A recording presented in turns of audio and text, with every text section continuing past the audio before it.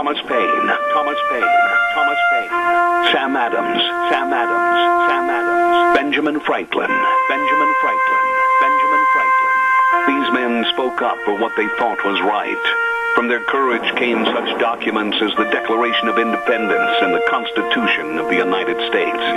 From their willingness to speak what was sometimes unpopular but right, we enjoy such liberties as freedom of speech, the right to keep and bear arms, and freedom of religion. There are those who still wish to oppress our freedoms, and there are still patriots willing to stand up and defend life, liberty, and the pursuit of happiness. Men like Zeb Bell, who honor our founding fathers and what they stood for. It's now time for Zeb at the ranch, speaking up and defending your freedoms. Brought to you by Magic Valley Les Schwab Tire Centers and all of the other great advertisers on the program. And now, Zeb Bell. I had this thought sent to me yesterday, and it bears thinking about this morning.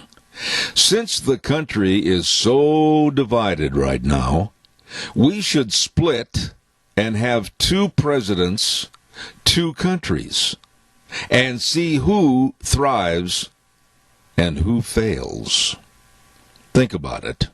Here comes Kate Smith and God Bless America, followed by Patriot with the Pledge of Allegiance this morning on a Wednesday. Good morning. And a good morning to you and yours. It's a little bit wet out there. Be careful. We had some snow this morning on the ground at 4 o'clock, and then that went back to rain, and be careful. We're brought to you, of course, by your Magic Valley Les Schwab Tire Centers. All 7 locations serving you with the best in tires and service. And also our friends at Burley Physical Therapy and Rehabilitation at 1263 Bennett Avenue, Suite 2 in Burley, helping you get back to being you. Right now, let's go to the phone line and have a Patriot with our Pledge of Allegiance. Good morning. I pledge allegiance to the flag of the United States of America and to the republic for which it stands, one nation, under God, indivisible, with liberty and justice for all. I like the way you did that. God bless you, man. Thank you for your call. Call back in later. Appreciate it. Thank you very much. Right now, let's head to the weather forecast, and the weather brought to you by K&R Rental at 256 South, 600 west of Hayburn on the Burley Paul Highway. You can't miss them. If you miss them, you shouldn't be driving anyway. They've got the rental of the best tools and equipment anywhere, anytime. Absolutely. Roger and the crew know, and they can help you for both long and short-term rental. And if you have questions about what you need, just give them a call, 678-3122. They'll help you. Right now, here's Gina with the weather forecast. Weather for today, we're expecting rain showers off and on, mostly cloudy skies, high at 52. Plus, we're going to be in a wind advisory out of the southwest at about 15 miles an hour, gusts as high as 46 miles an hour by this afternoon. Tonight, partly cloudy skies with a low of 27. Winds are going to be dying down just a little bit. Tomorrow, mostly sunny skies, high of 42. Winds out of the west-southwest at about 10 miles an hour. By Friday, partly sunny, 42. Pretty much the same for Saturday. That's what your weather for Zeb. I appreciate the job that she does on that weather. Very, very comprehensive. Thank you. And brought to you by K&R Rental at 256 South, 600 west of Hayburn. They open the doors early in the morning at 7 a.m. to serve you with all the best of tools and equipment to finish any kind of a project. Get a hold of them today. K&R Rental on the Burley Paul Highway, 678-3122. Caller, I'll be there momentarily. I want to remind everybody, too, about some dear friends of ours, and they really are. I mean, we talk and visit, and I just have the highest regard for Ramsey Heating and Electric at 2600 Overland Avenue in Burley. Number to call, remember this, 678-0459, because they have all your heating, cooling, and electrical needs. That's not a brag, that's a fact. And years and years of, I'll tell you, 7 decades of experience in serving you.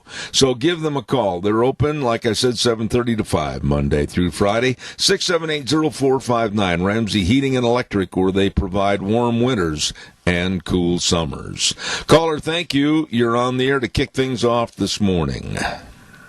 Good morning, Zeb. Yes, sir. And I'll get right to the point. You know, for a long, long time, I've admired you because you won't say anything on the radio that you don't have the facts.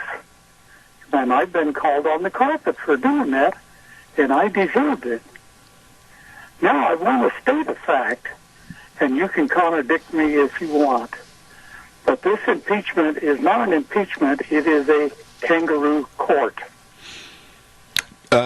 I couldn't possibly correct you or denounce what you just said. There are words I would use to even be stronger as to what they're trying to do with this absolutely farcical impeachment process. There are certain words that could be applicable to this problem. I can't use them on the radio. Do I make my point clear? Yes, and I get my information from the news. And I've got to be like you. I've got to sort it out in my mind whether it's true or false. But let's just take the president guy. You can see him up there by the Washington Monument, quite a little ways down that mall to the Capitol. And there's millions of people, or I don't know if millions, but a lot of people gathered there. And he's saying these words. You know, we got to fight back. No, wait a minute. Keith, in fairness to the situation, I have in my hand right here the exact speech that was said by President Trump. And I am sick and tired of the additions and the corrections that so-called politicians are making. In no uncertain terms, let me make this statement to you and everybody out there. Before you criticize, before you condemn, and before you damn, you'd better get the verbiage that was said, because nowhere in that speech, and I want to emphasize the word nowhere, is there incitement to riot or break or hurt or destroy anything with our capital. I am sick and tired of these weak-kneed, absolutely pudding-filled politicians that have the brains of a box of rocks coming out now playing CYA, and I hope you understand what CYA means. They are cowardly, and they're just basically going after Trump to diminish any opportunity in the future of a conservative with conservative values and Christian values to run again for office. Now, I'm going to make a statement, and I want you to tell me if you think it's true. President Trump is up there speaking to the people to rally this country, and in comes these busloads of people, and guess what? He didn't orchestrate them coming in, did he? No, and we could go over this fact 100 times, but I am not going to say anything. Here's one of the comments that you need to think about that's right there in the speech. Quote, President Trump said the following: I know that everyone here will soon be marching over to the Capitol building to peacefully and patriotically make your voices heard. I dare any doggone Democrat or liberal to call me and say that that is fictitious. It's right smack dab out of the speech that he delivered.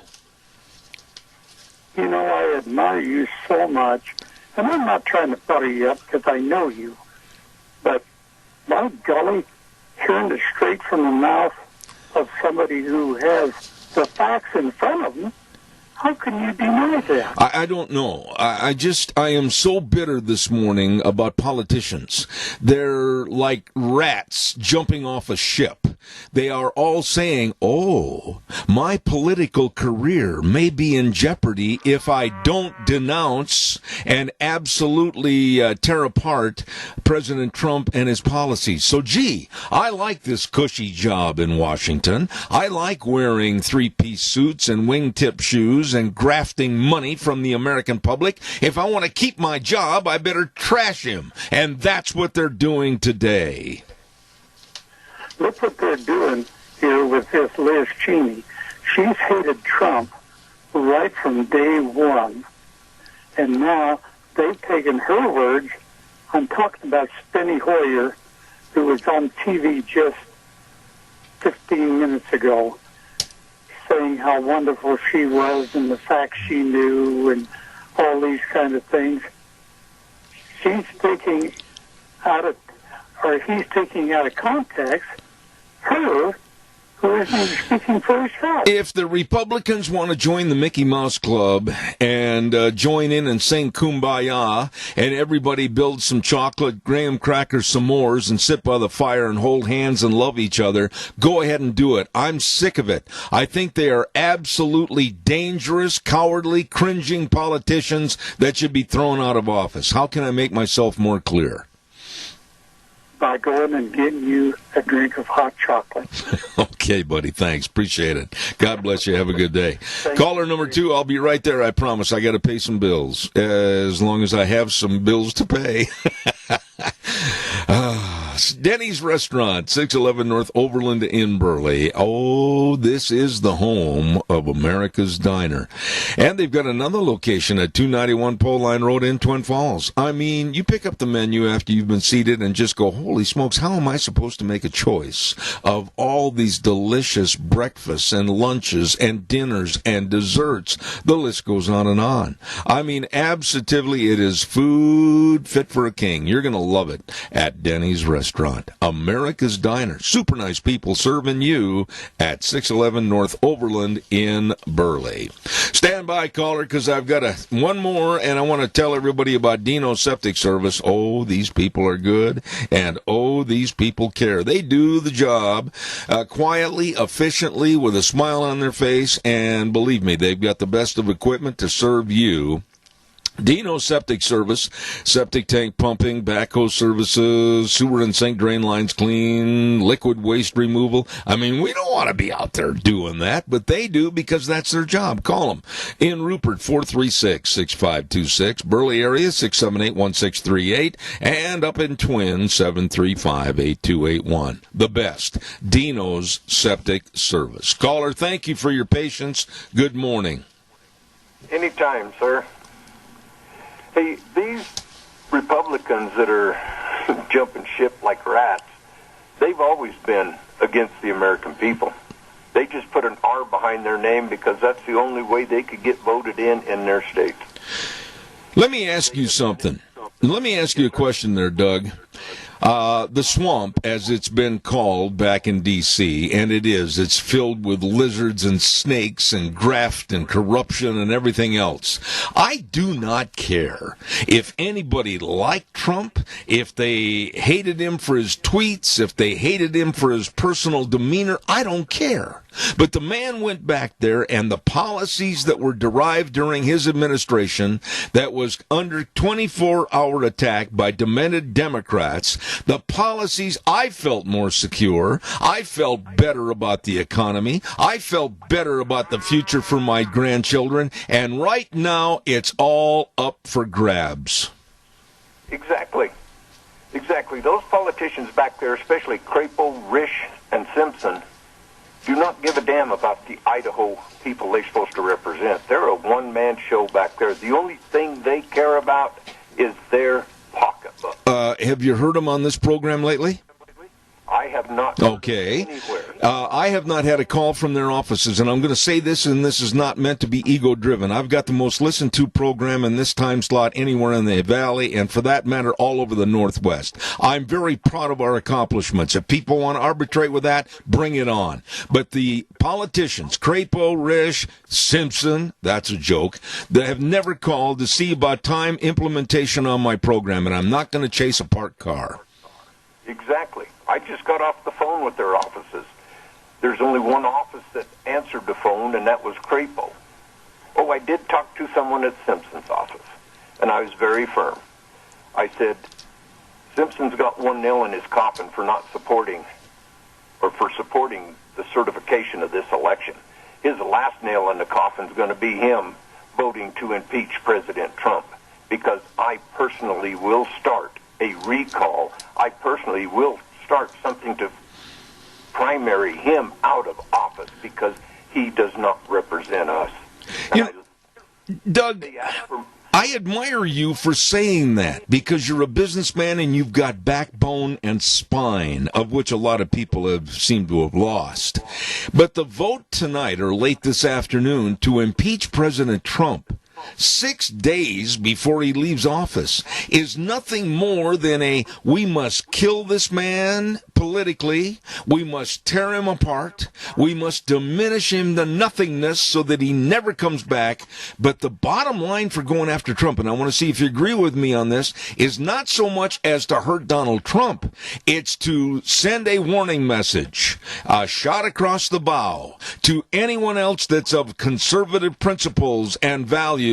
You'd better not ever run. Well, I'll tell you what. President Trump has started a movement, the MAGA movement. That is not the Trump movement. That is the American MAGA movement. And that will not die no matter what they do to President Trump. That will live on. These politicians back there better pay attention, because they thought the Tea Party movement was bad. This one is 10 times stronger. I don't want violence. You know that we've talked about this 1,000 times on this program. I abhor violence, and I think it's absolutely out of place. I certainly hope that next week on the 20th and the 21st and beyond, people will absolutely slam their fists down on the table and say, okay, big boy, you want to go ahead with these policies? We're going to organize people, and we're going to make sure that when voting time comes, you are so far out, you're going to apply for a job at Walmart as a greeter. We're going to get you. And that's the attitude I think we should have. I don't want to see any death. I don't want to see any mayhem or destruction, but I absolutely support people standing up and saying, no, you won't. Exactly. That's exactly right. And Walmart pulling their contributions to the Republican senators that voted not to certify.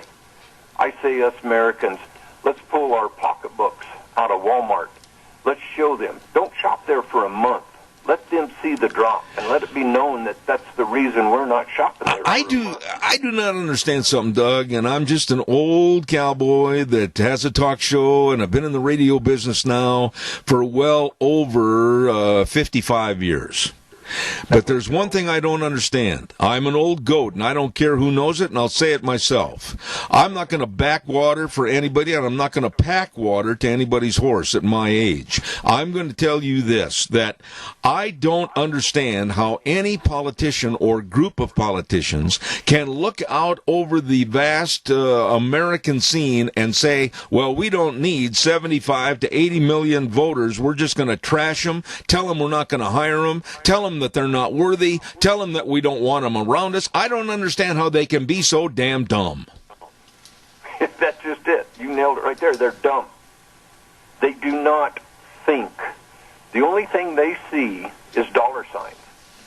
My opinion, and this is my opinion, the politicians back there that are fighting against Trump have sold their souls to the devil for the almighty dollar. No, let's cover that a little bit.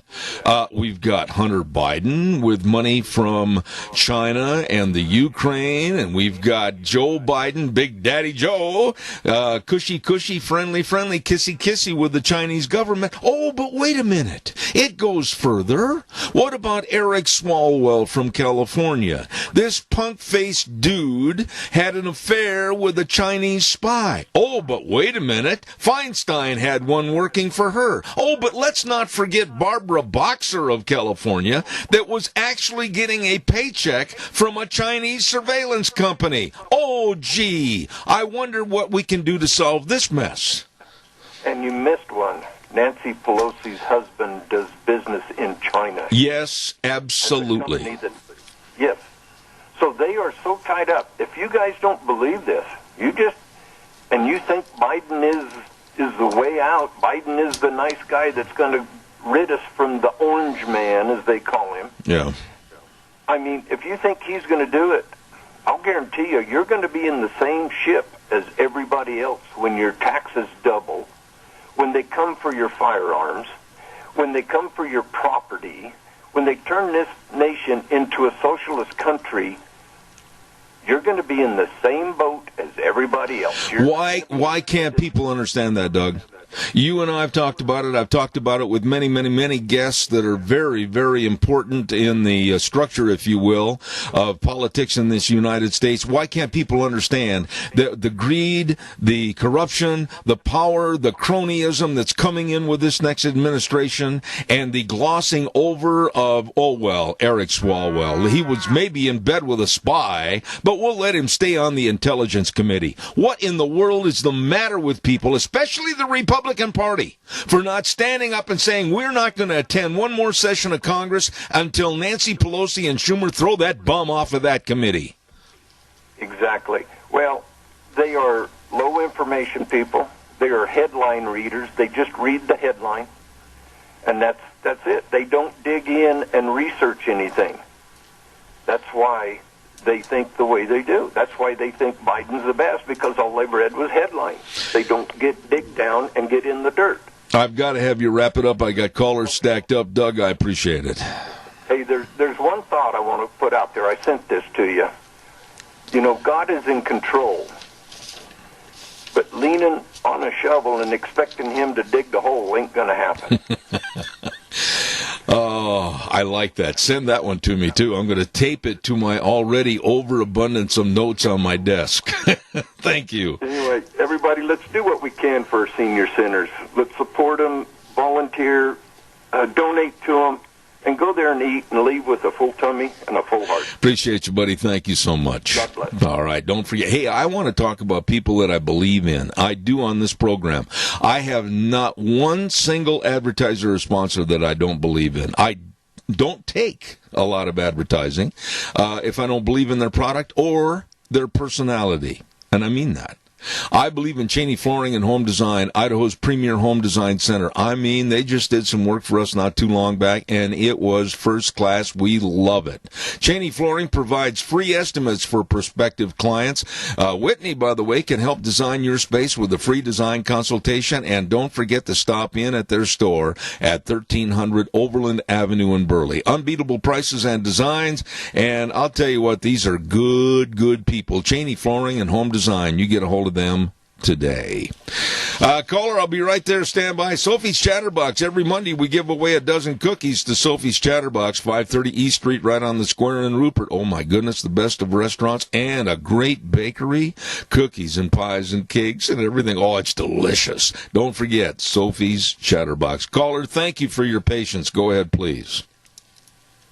Yeah, I just read this morning, and I can't even remember who it was that said it was like Ben Shapiro or somebody like that says now they're not wanting to impeach him on what he said in this speech. They want to impeach him on the lies he told for months and months about how the election was being stolen. He can't even keep their stories straight. Let me ask you a quick question, and I'm not going to try to put words in your mouth, but do you believe that a man like Joe Biden, the worst possible candidate for the Democratic Party, demented, senile, physically not fit, could stay in a basement and not go anywhere or do anything for the entirety of the campaign? And on the other side of the coin, Donald Trump goes out to the public, the American public, and has literally thousands upon thousands upon thousands of people show up, standing room only, lined up down the streets, and at the election, the guy that stayed in the basement won?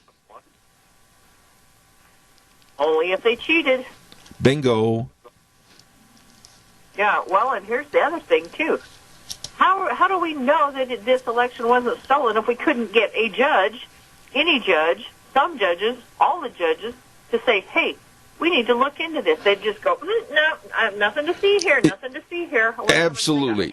You are so right, lady. I tell you what, you've got your gold star for the day. How can states alter at the last minute? I mean, right up to the start of the voting. How can they alter the way they're going to do it and say, oh, we're going to extend this to maybe Friday? Well, we think we'll extend this another 2 weeks. That did not go through their state legislatures. It was not a law, and the twisting and turning that they did during this election, don't anybody ever come up to me to my face and say, you're completely wrong. It was a very honest election.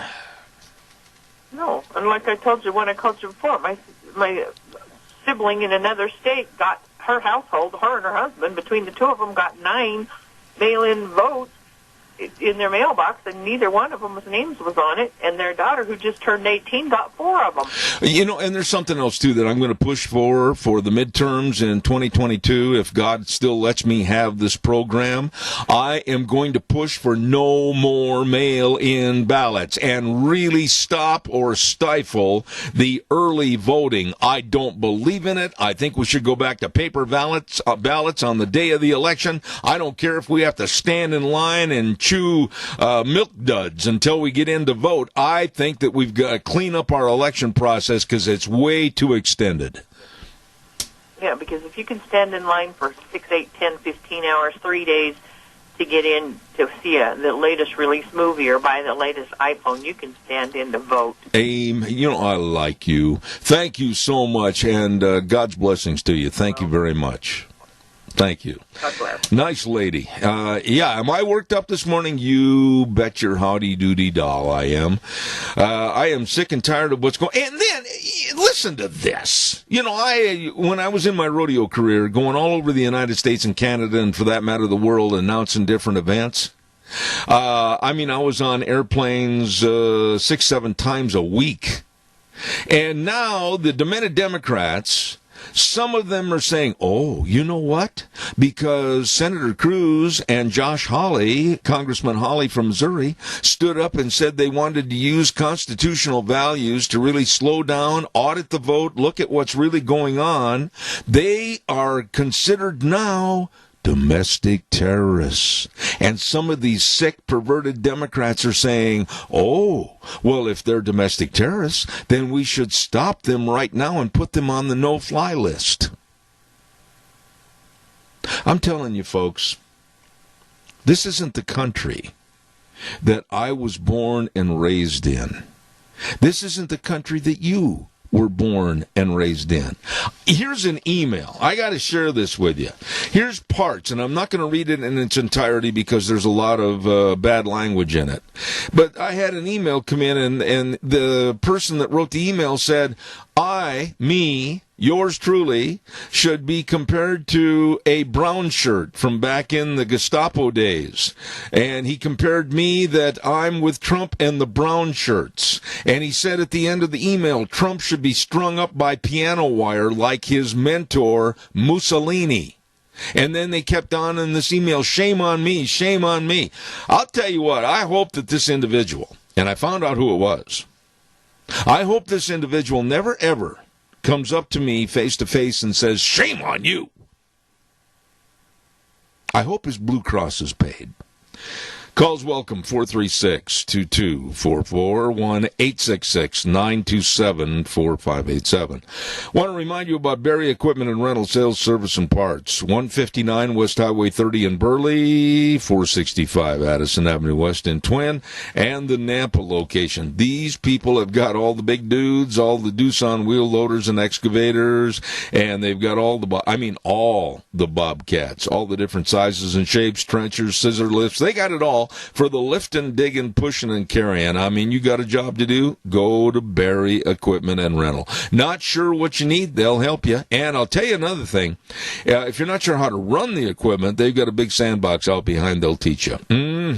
Berry Equipment and Rental. Burley, Twin Falls, and Nampa. You stop in and see those good folks today. Really good people. Calls are welcome, 436-2244, 1-866-927-4587. Biden and Harris, I just disgusts me that those two names are now the names used for this new administration, Biden and Harris. I have no trust at all for senile Joe.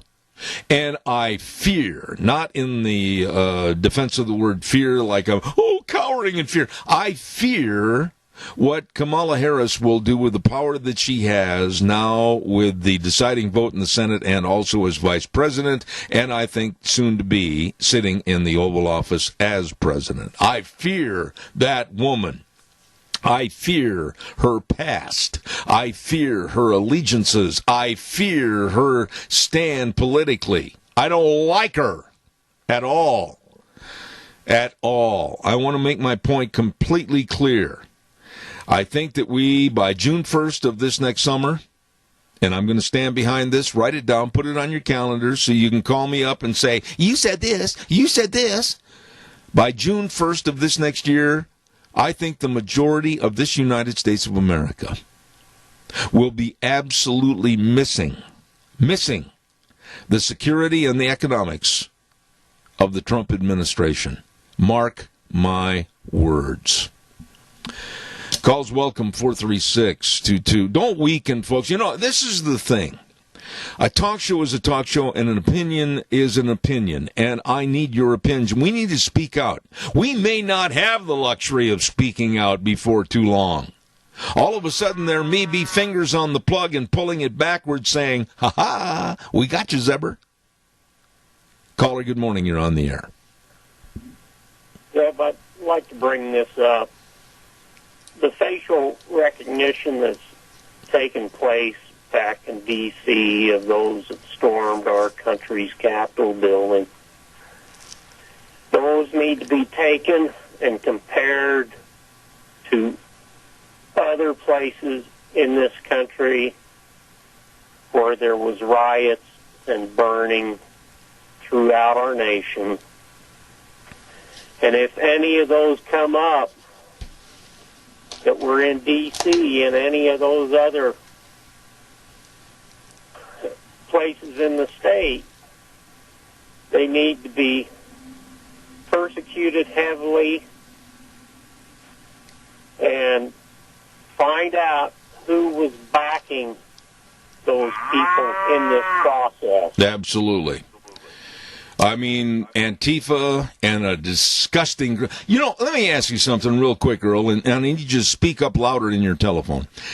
Earl, there seems to be an acceptance today, and I'm not saying right here specifically in Magic Valley, but generically across the United States, there seems to be an acceptance of people that can't seem to look up what BLM, Black Lives Matter, stands for. What is their mantra? Who are their leaders? What have they done? And they hate America. They hate the Constitution. The same for Antifa. But there seems to be an acceptance of these creeps.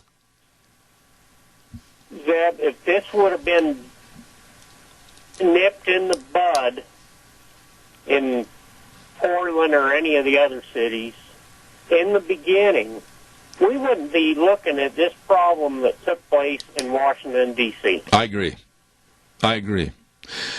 We've lost our backbone in this country. A lot of us haven't, but leadership is lacking, and I think it's on both sides of the aisle. I point my finger in condemnation at the Democrats and the Republicans because they are cowardly, cringing politicians only protecting their job. Well, Zeb, I'm boiling about it, but I'm trying to figure out how we can go back and correct the problem for those of this in this country. I don't know, Earl. I mean, you can ask questions, and everybody can call and ask questions. How are we going to bring this country together? How are we going to unite the United States of America again when you have Biden right on down the ladder, Harris, everybody else, Chuck Schumer, especially Nancy Pelosi, dividing this country even worse by basically calling anybody that supported conservative politics and Trump and his policies deplorables and people that absolutely should never be hired for a job. They should be prosecuted. You're not going to unite me that way, Earl. The handouts have got to stop, Zeb, and people put back to work so people have true values to this nation. Absolutely. Thank you, my dear friend up on the mountain. Take care of yourself. Thank you so much. Thanks, Zeb. God bless. Caller number 2, you're on the air. Quickly, go ahead, please. Good morning, Zeb. You know, the thing that is really scary about this whole business is that low, sneaky, dirty tactics have had to be used for this takeover. Can't we see what they had to do to get in? Linda, I can't answer that question because I don't understand how anybody with even a high school education, let alone college and beyond, can look at the status of what's going on and not really see through the power, the greed, the cronyism, the corruption that's being perpetrated on us, the American public. Yeah, exactly. Plus, there are people out there saying that those people, there was a group of people that marched peacefully. Yep. There was another group of people that sneaked into buildings and broke and destroyed and stole and so forth. Yes. And they weren't incited by Donald Trump. But Linda, what's going on right now? What's going on right now, starting a couple of days ago with the Democrats, it is a cleansing. It is a purging. It is a let's get them in the dirt and let's grind our heels on their foreheads. How dare these conservatives, how dare these Christians ever rear their heads again? We're going to destroy them.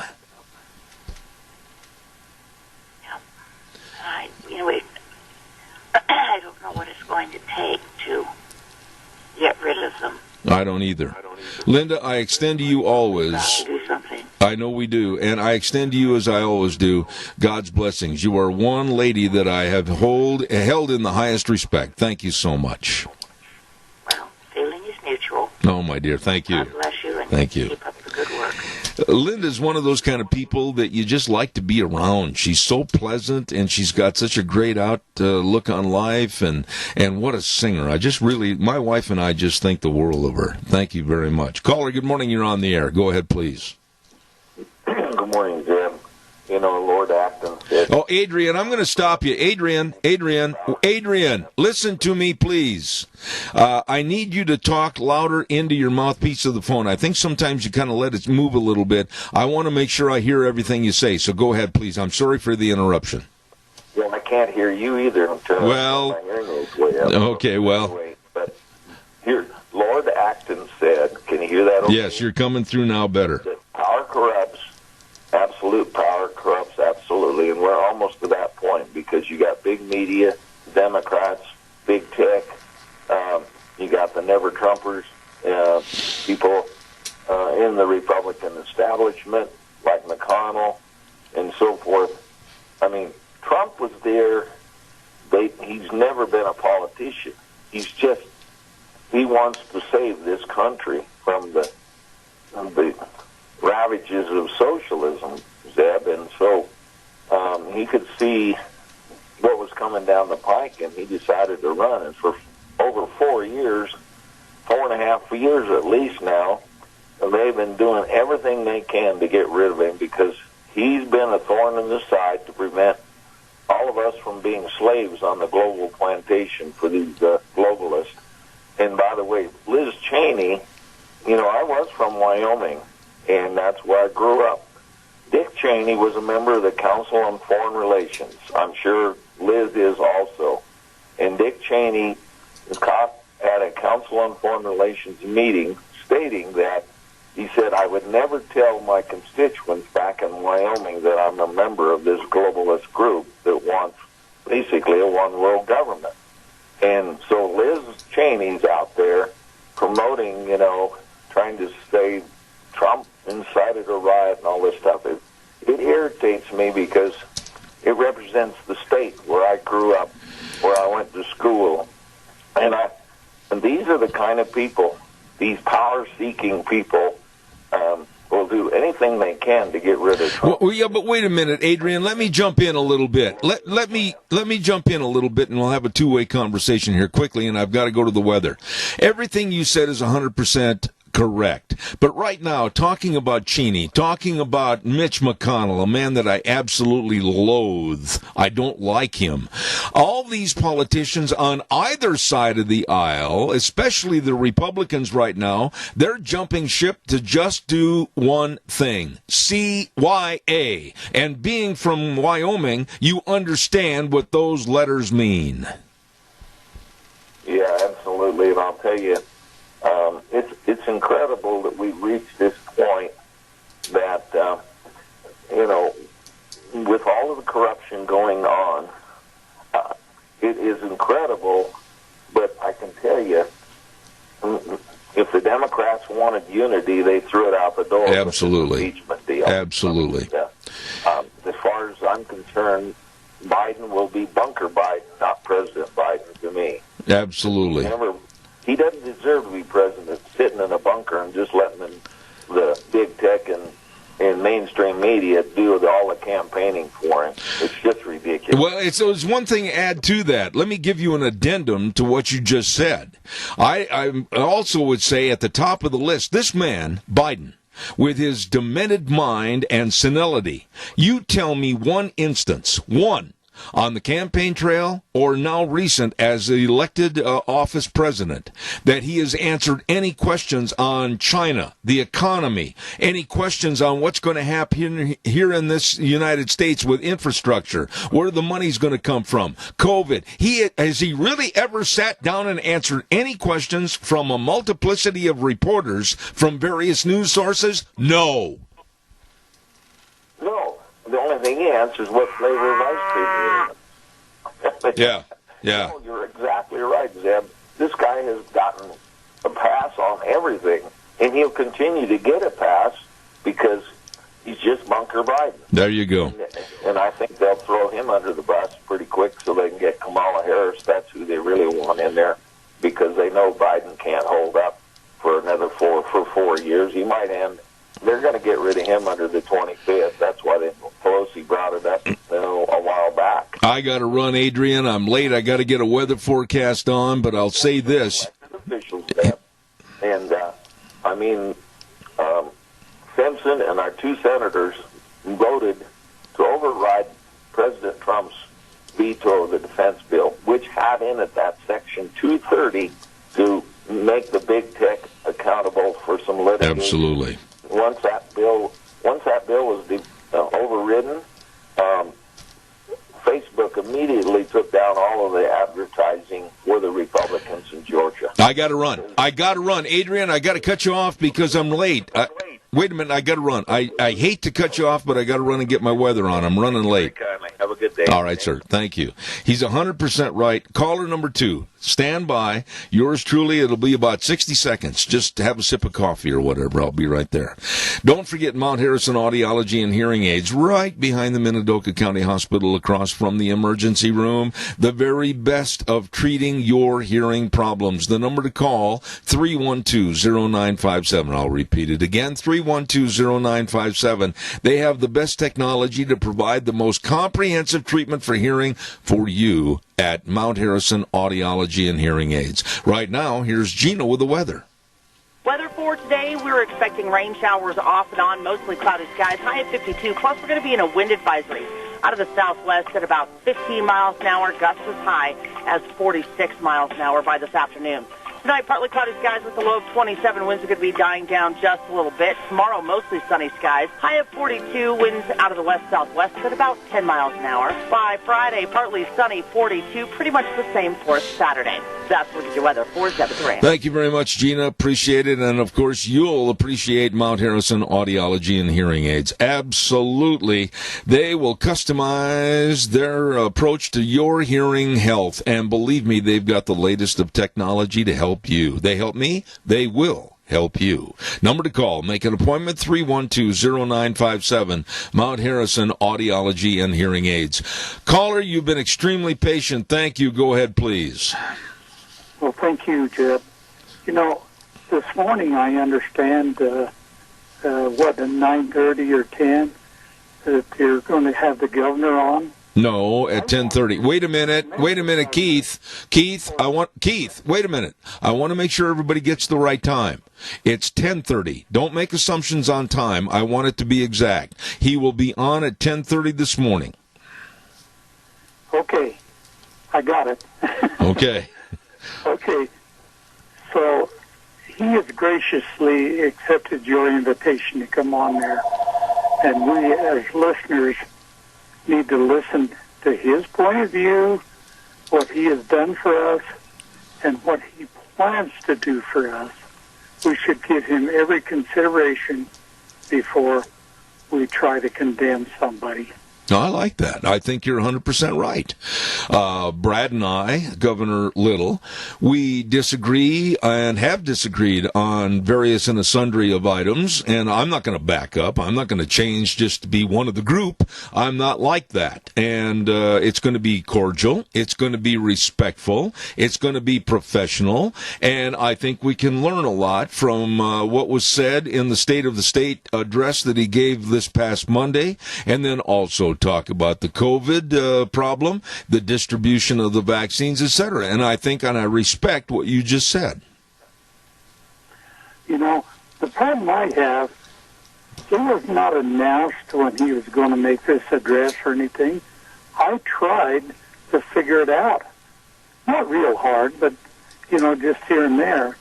And I never did figure out what station did he come on. Well, I think that because of the COVID problems and because the speech was delivered and everything, I have a complete copy of the speech. And anybody that wants to read what was said and some of the opportunistic attitudes that he had for the budget and for money in the slush fund, you can read it and dissect it all by yourself. So that's past. That's water over the bridge. And I'm not going to talk about what was done on Monday or what wasn't done. I'm just concerned about getting a conversation with him today. Well, what I am really, really proud of is that Idaho is operating in the black thanks to the Speaker of the House, the governor, and everyone else who helped make this budget acceptable, and we still have a reserve. We are very, very fortunate to have people who are stand up for what is right. I totally agree. Totally agree. Boy, I hate to agree with you twice in one morning, but I'm going to have to. Thank you. Okay. Well, I'm going to be listening to him, and if I think he's out of line, I'll call. Well, I'm going to be sure. We're going to take calls only and if I have ample time, because I'm not going to open it up to the point where I'm going to say people to get up on a soapbox and rail and rail and rail. I'm not going to do that. I don't think it's fair to the governor. It's not fair to the listeners. So thank you, Keith. I appreciate it. You bet. All right, sir. Thank you. Caller number 2, you're on the air quickly. I've only got 2 minutes left. Well, I know one thing.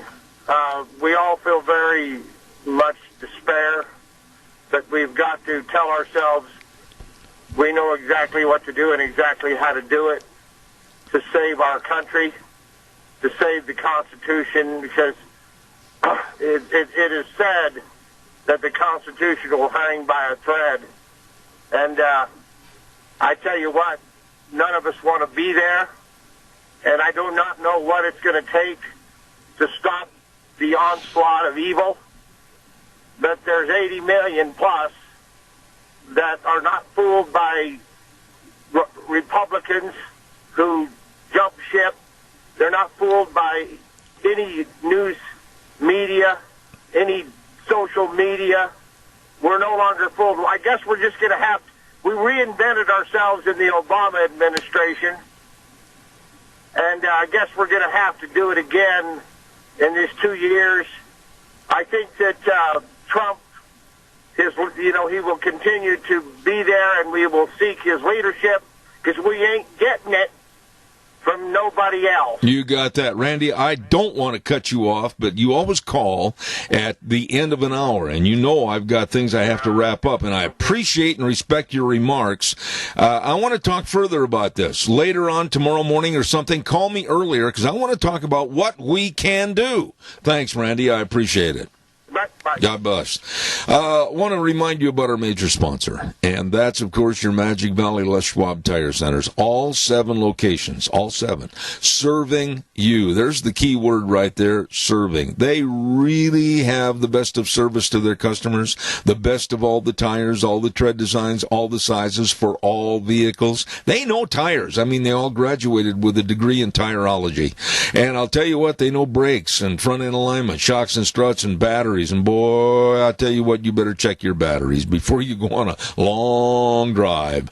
I'll tell you, these are good people that really care. James and Buell, Dan on Pole Line in Twin Falls, Lane and Rupert, Mike and Jerome, Dave on Blue Lakes and Twin, the Twist family and Paul, nice people, and my buddy Trent on Overland in Burley. They care. They care, and they're committed to offering you the best tire value in town. Stop in today. Your Magic Valley, Les Schwab Tire Centers. We're going to take a little break for about 7 minutes. I'm going to go in and throw some cold water on my face and cool off a little bit. I'm so hot over the stupidity that's going on in Washington. I'm going to beat my fist through this table. Anyhow, on a lighter note, stay tuned next hour for Dave Bigo and Jonathan Jakubuski. We'll talk to them coming up at the 9:06 hour. Oh, good morning, and welcome back. Zeb at the Ranch, hour number 2 on this Wednesday, January 13th, brought to you by our dear friends at your Magic Valley, Les Schwab Tire Centers, all 7 locations, with the best in tires and the best in service to you. Along with our friends at Burley Physical Therapy and Rehabilitation at 1263 Bennett Avenue, Suite 2 in Burley, helping you get back to being you. Right now, this good word for our friends at Western Waste. From the canyons of the Snake River and all across southern Idaho, we're all at the Jordan disposal. Western Waste Services, we care about our community, our resources, and this free land. Western Waste Services is landing ahead, always at your disposal.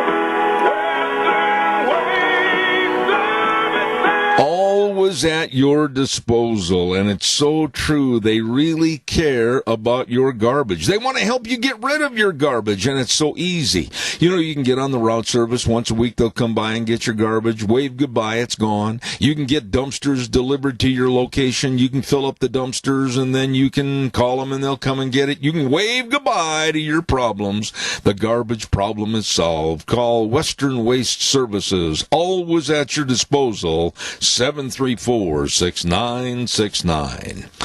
Later on today, I am going to be over at Burley Physical Therapy and Rehabilitation, and I cannot come up with words strong enough and good enough for these people because of their caring, their sharing, and their knowledge of helping you get back to being you. They know all the exercises. They have the best staff of physical therapists. They absolutely have the only hydrotherapy pool of its kind in this area to help you, like I said, get back to being you. Recouping from an accident or an injury, please don't wait. Give them a call, 678-1191. Burley Physical Therapy and Rehabilitation at 1263 Bennett Avenue, Suite 2 in Burley. We're going to have Dave Bigo on the line momentarily, but I also want to remind everybody about some other dear friends of mine, and that's Joel Heward and his family and staff at Hanson Mortuary, 710 6th Street in Rupert. You know, it goes without saying that when there's the passing of a dear loved one, the whole circumstance is up in the air. It's a very tumultuous time. Well, please, let Hanson Mortuary serve you and your family with the best possible support and comfort, and always with the highest ethical standards with unquestioned integrity. Please remember Hanson Mortuary at 710 6th Street in Rupert, 436-5636. And Joel Heward also serving you and your family at Morrison Payne Funeral Home on East Main in Burley. Right now, and I don't take this lightly, it's very important to me to have a stable of guests on this program that I respect, that I like, and that I trust, and this man is one of those. Dave Bigo, Indianapolis, Indiana. Good morning. How are you? Good morning, Zeb. I'm doing fine. I hope you're doing fine. Dave, I'm not going to mince words with you this morning. I'm going to be very direct and blunt. That's the only modus operandi that I really follow. I'm going to be honest and blunt. I think America is in more trouble than it's ever been in its history because of the lackadaisical, spineless politicians that are running it. How would you respond? Well, I agree with you 100%, Zeb, and I'm afraid that they're going to bring this country down, and I've said this on your show before, and turn it into a communist, socialist country without God in it. And without God, this country will be destroyed. Absolutely. And, we need people to stand up and have a backbone, especially the Republican Party. Dave, I'm so glad to hear you say it that way, and I knew you would. But right now, all I see, and I said this in the first hour, the Republicans are like rats jumping ship because they're so afraid to protect their political necks in the future that they're going to play CYA with the Trump administration, and these cowardly, cringing politicians are going to go along with the Democrats to not help the American public, but to just diminish and destroy Donald Trump and send a message to anyone in the future that is of conservative bent: you'd better not run. Yeah, I know. I'm afraid of this too, and I've talked about this before too, Zeb, because in my book, as I beat the SIU in that, they use a lot of the same tactics, and I still think they're behind a lot of this, even back then, the politicians wouldn't stand up and do anything to stop what these people were doing, and it just keeps getting worse. We'll take a quick call with a comment and then have Dave respond. Caller, real fast. Go ahead, please. You're on the air. Yeah. What do you think the impact of the younger generation is going to do with what's happening to our society right now? That's a good question. Dave, respond to the caller, please. Letting the good times roll, and they don't care about anything else but this. Cell phones, cars, and joys. Absolutely. Thank you, Tony. Appreciate that. Dave, go ahead. Yeah, Tony, that's exactly right. But as Khrushchev said back about 60 years ago, they were going to bring this country down from within, and one of the big things was getting in and controlling our education system, which they've been doing for the last 30 or 40 years, and brainwashing these kids into, socialism is good, you get free this, you get to do this, and things are going to be better for you and all that. Unfortunately, that's the way they view things today. Dave, let me ask you this, and I'm not trying to be overly simplistic, and you're a businessman, entrepreneur, I've got my business, but I don't have an answer. What in the world are we going to do? And when I say we, conservatives, Christians, people that care about morals and ethics in this country and care about loving our country, the best country ever on the face of the earth, what are we going to do when we're continually slapped in the face and denigrated? Biden calling us that are supporters of Trump and the administration policies Nazis, and the list goes on, that we're derelicts and we're absolutely not worth anything and we shouldn't be hired if we had anything to do with supporting Trump. Wow, they're not going to get me to unite. No, and you can't, and we have to stand up, and that's the big thing, is that if you stand up and have a backbone, what you'll see is that a lot of these people on the far left won't stand up that hard against you because they don't have a backbone either, but they do like to get out and talk and brainwash people and throw barbs at the left or the right. I mean, the conservatives and stuff like that. And they talk out of both sides of their mouth. I mean, look at Biden; he does it too all the time. And this is what they do. But you have to stand up. And what I have found is that when you do stand up, they tend to back off and leave you alone and go another way. But can this country survive even 2 years till the midterms in 2022, the idiocy, the lunacy, the corruption, the power, the cronyism, the greed, etc., the going shoulder to shoulder with China and diminishing all of the Trump's policies, tearing down the border wall, welcoming illegal aliens? Can we survive? I think we can, Zeb, and you got to fight, and it's like a war. But it's an internal war, and we have to stand up and do it. And I'm a Catholic, and even Catholic priests are coming out. There's one in South Carolina, Priest Jeffrey Kirby, that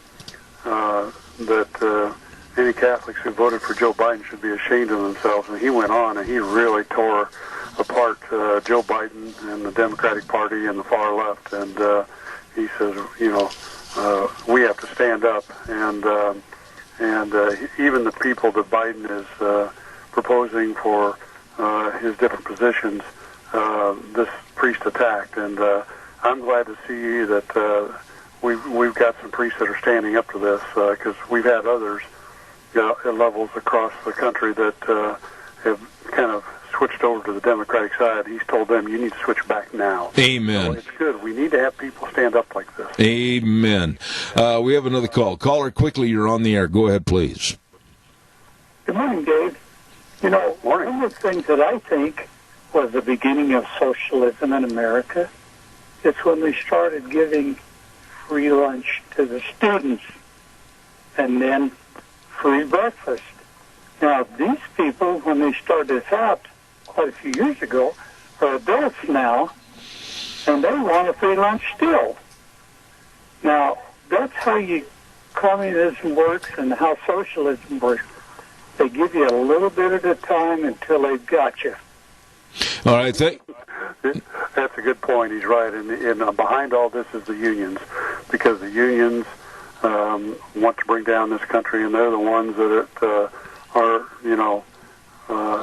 arm in arm with the far left, and their work to do it, and they're the ones that put all the money in to get Biden elected, and even this thing that happened at the state capitol on January 6th, Zeb, I truly believe that the left was behind that, and I've seen many stories, articles that I've been sent, that Antifa and Black Lives Matter were the ones behind all the absolutely terrorism and breaking into the Capitol and hurting people and absolutely stuff like that. It wasn't conservatives, Republicans, it was them, and they just infiltrated the crowd.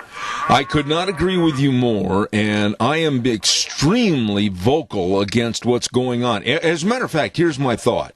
I was talking to my engineer before the program started this morning, and I was already making plans to tell everybody within the sound of my voice next week, don't go anywhere, don't be a part of anything, because I'll guarantee you the masses of law enforcement, FBI, etc., they're going to be looking for and using every opportunity they can, and then politically there will be a real hammer brought down to the nail of anybody that speaks out. We've got to be very careful at this time. Well, we have to be, but we have to do it in a professional That's right. manner. And, that's right. Thing that I believe I said this on your show many times, that, I think Trump did a lot of great things for this country, but his professionalism really didn't come across well when he was speaking and tweeting and all that kind of stuff.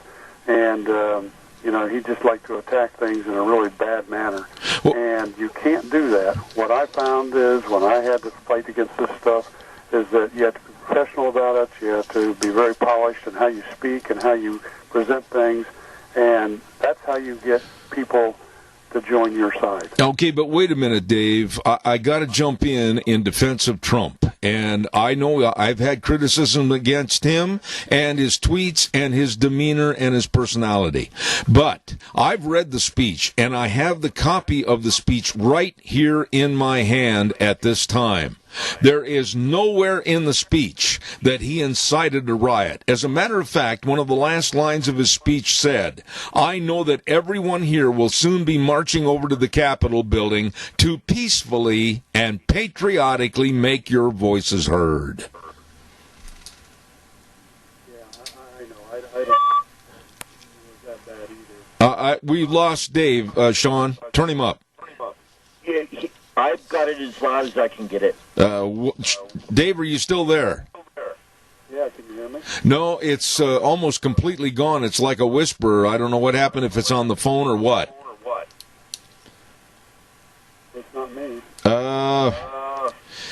Sean, do you have the pots mixed with the incoming call? I'm working on it right now. Okay. If I turn it up any louder, it's... I understand that, but I can't hear him. That's the main point I'm making right now. Dave, I'm afraid we've lost contact with you. If you can still hear me, I don't know what happened. Equipment problems over at the station, and I want to thank you for your being on the program, and I'll be in touch. Okay, thank you. Thank you, sir. I appreciate it. I don't know what happened to our phone line, but It's happened before. Calls are welcome. And caller, I believe we have another call waiting to go on the air. If that call is still there, please. Randy hung up. It figures. Thank you very much, Randy. Call back. Calls are welcome. 436-2244, 1-866-927-4587. This situation, I just am so saddened that we lost that call with Dave. I don't know what happened, but I wanted to get into him about Senator Cruz and Josh Hawley. If the phones are working, yes, please. I would appreciate it. And while I'm waiting for that to happen, I'm going to remind everybody about Denny's Restaurant, 611 North Overland in Burley. America's Diner.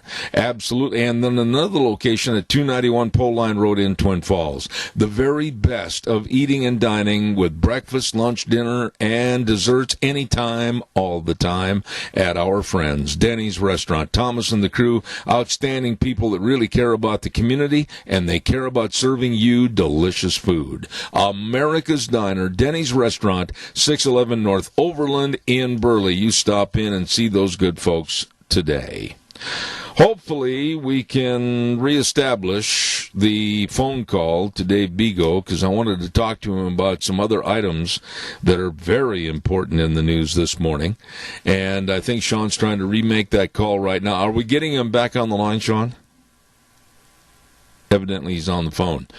We're trying, Zeb. All right, thank you. I want to remind everybody about Cameron and Siemens Insurance. When you think about life insurance, health insurance, retirement planning, and employee benefits, do not forget the name Cameron and Siemens Insurance. We have been working with them for quite some time. And believe me, they care for you, your family, and your business. All the different insurance items and concerns that you might have, they are there to serve you. And boy, I've noticed they are dedicated and very responsive to your needs. Number to call, 436-4424. Please do that today. Cameron and Siemens Insurance, Highway 24 in Rupert. Let me check over and see if we have Dave back on the line this morning, or if there is. I'm on the other phone right now. All right, thank you. He's on the line, you said? Or they're trying another line. I just love having these things occur during the program. I will say that hopefully it's better cleaned up before we get the governor on at 10:30 this morning, and I'll give you kind of a review. We're going to have Jonathan Jakubowski coming on at 9:30, and then at 10:06, Dr. Gerard Lamero, followed by the governor at 10:30, Governor Brad Little. That is our plan for the remainder of the program this morning. Help me out, studio, over there at the station. Tell me what's happening so I'm not sitting here all by myself. I tried using the other phone line. It didn't seem to work. So we are without phones, is that correct? No, we're with phones. I just had to hang up on someone, and I heard them just fine, but for some reason, Dave is just not coming in. Okay, well, to the caller that called in, give us a call, 436-2244, 1-866-927-4587. I feel so bad about Dave Bego because, quite frankly, all of a sudden it just diminished into almost a whisper coming down the pike, and I wanted to talk to him about the absolutely heinous event of the Democrats and the Republicans asking for the head on a platter, like John the Baptist, of Senator Ted Cruz and Congressman Josh Hawley, where they were trying to just follow the Constitution and trying to aid and abet the situation of the very possible fraudulent vote count in the last election. And yet the Democrats and now even some Republicans are saying they should absolutely resign from their positions. And even some of the Democrats have said those two individuals should be put on the domestic terrorist list and not be allowed to fly. Caller, good morning. What are your thoughts? Yes, well, what my thoughts are, our veterans have been all over the globe for many, many years protecting the rights of other countries. We need to organize. I'm one of the vets, and I'm willing to help out, start an organization, something like Vets United. Get all these vets interested in protecting the United States instead of other foreign countries.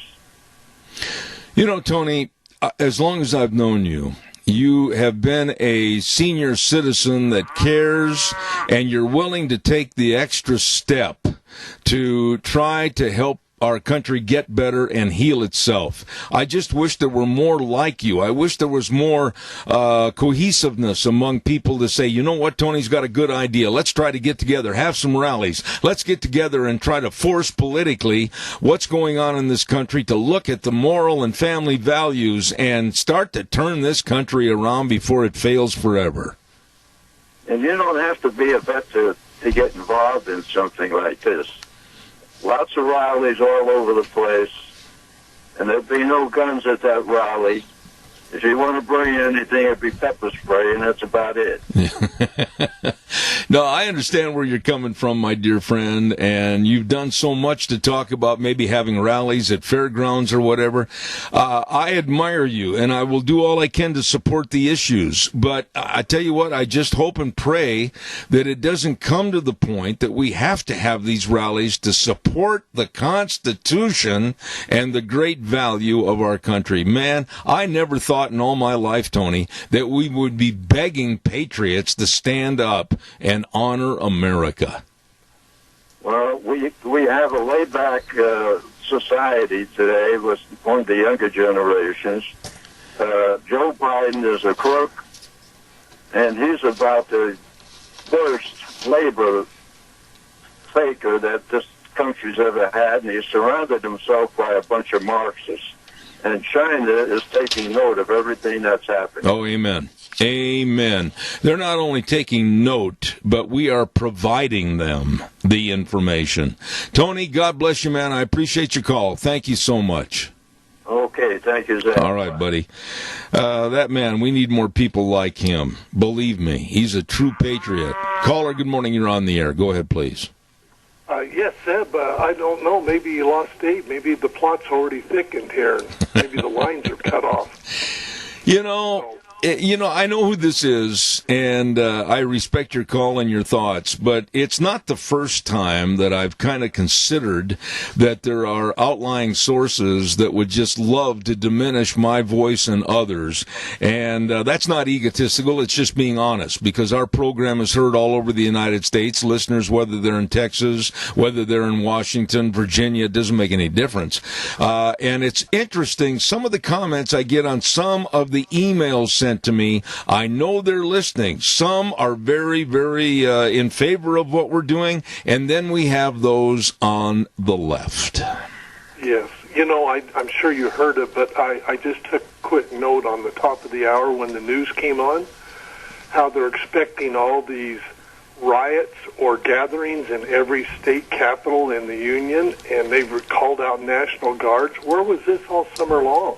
You know, thank you. Thank you, and God bless you for your thoughts. I'm supposed to feel like, oh dear, I can't voice my opinion now because somebody might think that I'm an anarchist. After all summer long, what happened in Seattle and Portland and other parts of the country, the demented Democrats, and one of the big voices that spoke out, and she's got a mouth like a foghorn, Kamala Harris, was saying, oh, well, we'll let them speak. Let them exercise their opinion.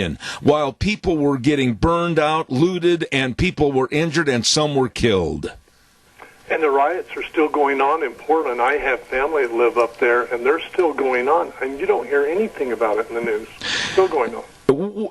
As a veteran, honestly, what are your thoughts? I've got tears in my eyes for America and where we are right now. Oh, it's very sad. But you know, sometimes you want to give up and you think you're fighting against the wall, but we can't give up. We've got to be heard, and we've got to make the people in the office here. I just heard that Representative Fulcher is he's standing up for the president, and he's taking all sorts of flack for it, but I admire him. Yeah. And he's the kind of people that have to get in. We have to have a backing. May I ask, in the echoes that are heard around the gem state of Idaho, please tell me that you heard some kind of an echo from Simpson, Crapo, or Risch. I have not heard a thing, and I know Senator Crapo was always on your show constantly. I have not heard him. No, he hasn't. I'm afraid you won't hear from him for a long time. He'd be too afraid to come on this program and take flack. You know something that really bothers me? I considered Mike not only a politician, but at one time a friend, because I could call, we could relate and talk to each other and talk about the issues. And then all of a sudden, because I'm very outspoken about politics, I'm very outspoken about the weak-kneed attitude that the Republican Party has displayed back in the Senate and the Congress, it's funny that every time I've called way back early last fall, he was always too busy to come on the program.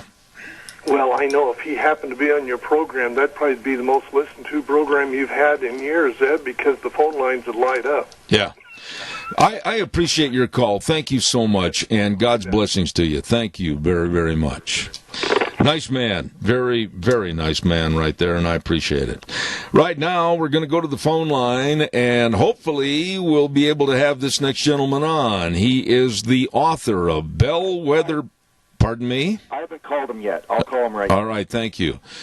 Oh, it's a nice day. We'll be on the air in just a moment with Jonathan Jakubowski, and we've had him on the air before. He is the author of Bellwether Blues, A Conservative Awakening of the Millennial Soul.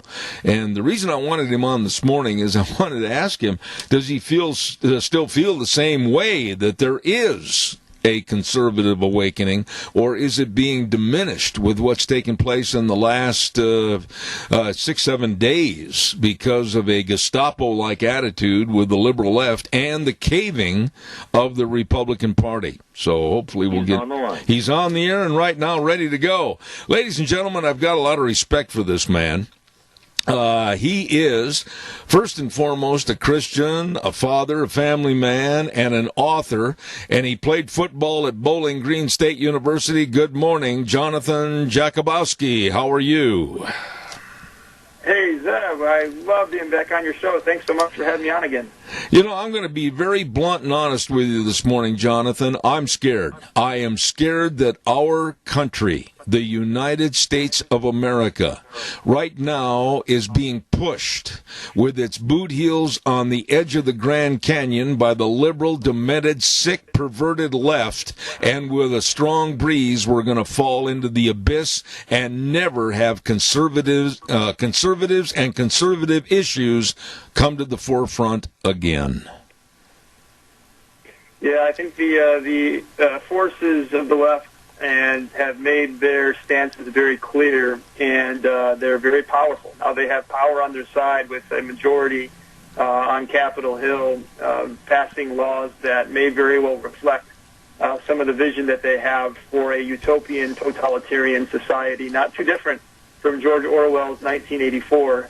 And it's pretty scary to see what big tech has already done in the days here, the most recent days, closing accounts and shutting down Parler and taking into their hands kind of this vision of expunging, purifying, taking out any, purging is what I've heard, taking out any voices that contradict that narrative. So I think we certainly have reason to be concerned, Zeb, but I hope this morning I can give you and your listeners some hope. Well, I'm not trying to sound completely negative on this, because I also am a Christian. I also believe in the power of prayer. I also believe that God has a plan. But I think that one of the problems, and maybe you don't agree with this, Jonathan, one of the problems with Christians and people involved today, they have left their involvement. They have said, well, let somebody else do it. Or in the churches, they're not talking about the social issues. They're just kind of sweeping it under the rug, and that has got to change. Yeah, I agree with you, actually. And there was a book written following the 2016 election that was describing primarily the evangelical vote and breaking that down from Barna Research. And what they found is in churches, 90% of the pastors who did the survey believed that they were speaking on topics relevant to their congregation, cultural topics relevant to their congregation. When they did the same survey to the congregants, the number was flipped. Only 10% of the congregants felt that their pastors were speaking on culturally relevant topics. The sheep are hungry. They want the truth. They live in a society where truth is very much being questioned, in a postmodern era where there is no truth. Truth is defined by might, by a majority, a simple majority. Therefore, it is the church that has to stay true and faithful. to the scriptures and to the gospel and to outlining the absolute source of truth.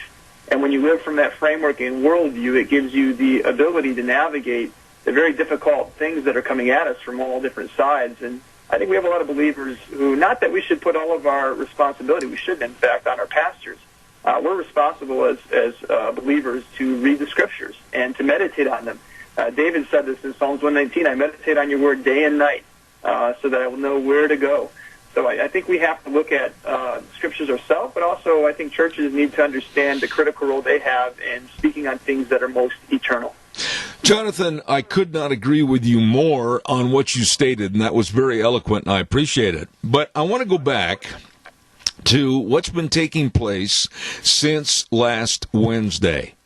I honestly believe, and I want you to, if you don't agree, tell me, but I honestly believe that the left, the Democrats, and even Republicans are using what happened last Wednesday as a purging, as a cleansing, as a complete destruction of Donald Trump, his administration, and his policies, because they are covering your you-know-what to say that, well, we'll join in just to get along and stay in office so that we can wear the three-piece suit and the wingtip shoes and have our cushy job in Washington. I see a bunch of absolute cowards that are not going to speak out. Well, this is a tough question to answer. You know, clearly what happened last week was unconstitutional, was un-American, and it was flatly wrong. But I add to that the fact that there's been hundreds of violent protests and riots throughout the country. So there's clearly a double standard on the left and in the media who glorify certain protests and then others they use to advance their agenda. Yep. I think we have to be consistent if we're going to be arbiters of truth, consistent in our critiques of that which is wrong. And a violent protest is wrong. It's wrong, and it's not the way that we do things in America, nor the way we should do things as individuals who live in society as citizens. Now, the answer to your question as I perceive it, Zeb, you can break the Democrats away, and we just talked about what their agenda is and what their objectives are, and I think the next 2 years we're staring down the barrel of a gun of legislation now with even more momentum given these recent events, given the rhetoric, given all the heat and the challenges they're in, and that's a monster that has to be addressed. As it relates to the Republican Party, my encouragement to those out there that are frustrated with the GOP and those that are starting to kind of create strife and civil war within the GOP is if the GOP is destroyed, there's not an alternative party that's going to muster up enough strength to face the Democrats in 2 years. You don't have enough time. You have to lay infrastructure. You have to lay foundations on policy making, on what your principles are. There's not enough time to create a new party, and there's many Americans that want a new party, but given the way that we have a winner-take-all political engagement, it's not going to happen. So the GOP, in spite of its flaws, is the best vehicle to use. Now, here's the problem, Zeb. We have a lot of guns within the GOP pointed at each other. We have the never-Trumpers pointing guns at the Trumpers. The Trumpers pointing guns at the never-Trumpers. Then everyone else kind of in between, and then the establishment being kind of overarching within the middle of that. The way that I believe that we demonstrate and generate unity is by understanding we're stepping into a new era, a new political era, and understanding what are the principles for which I vote somebody into office. There's a lot about Donald Trump that we can like from a lot of the policies that he did, a lot of the accomplishments he had, a lot of the way that he fought the forces of the media, but there's also some things that we can recognize that were flaws. Some of the rhetoric he used was inflaming. It created a lot of issues amongst people in, for example, some suburbs and cities that led them to certainly vote in a different direction. So what I'm looking for is a Ronald Reagan of our generation, but not just one Ronald Reagan. We want Ronald Reagans all across this country who engage at the local level, and with the Bill of Rights and the 10th Amendment and the system of federalism, we still have the ability to mount a defense at the local level, but we won't be able to do it if we're in civil war. Amen. Jonathan, I'm not trying to feather your nest, but I thought that was the best analogy of what's going on and what should be done in a long time. Stand by. We've got a caller with a comment. Caller, good morning. You're on the air. Please. Well, Representative Dan Crenshaw from Texas, who wears an eye patch, he's a veteran. Very articulate, very smart, should be the next president if we had any brains. And he said when Donald Trump swung back, because they would attack him and he swung back, sometimes he hit a baby. And you're right. Sometimes he should have just quit tweeting, and all he should have ever said was, "This is what I've done. All you got to do is, look how much we've accomplished." And Dan Crenshaw said, "We can learn from what Donald Trump has done."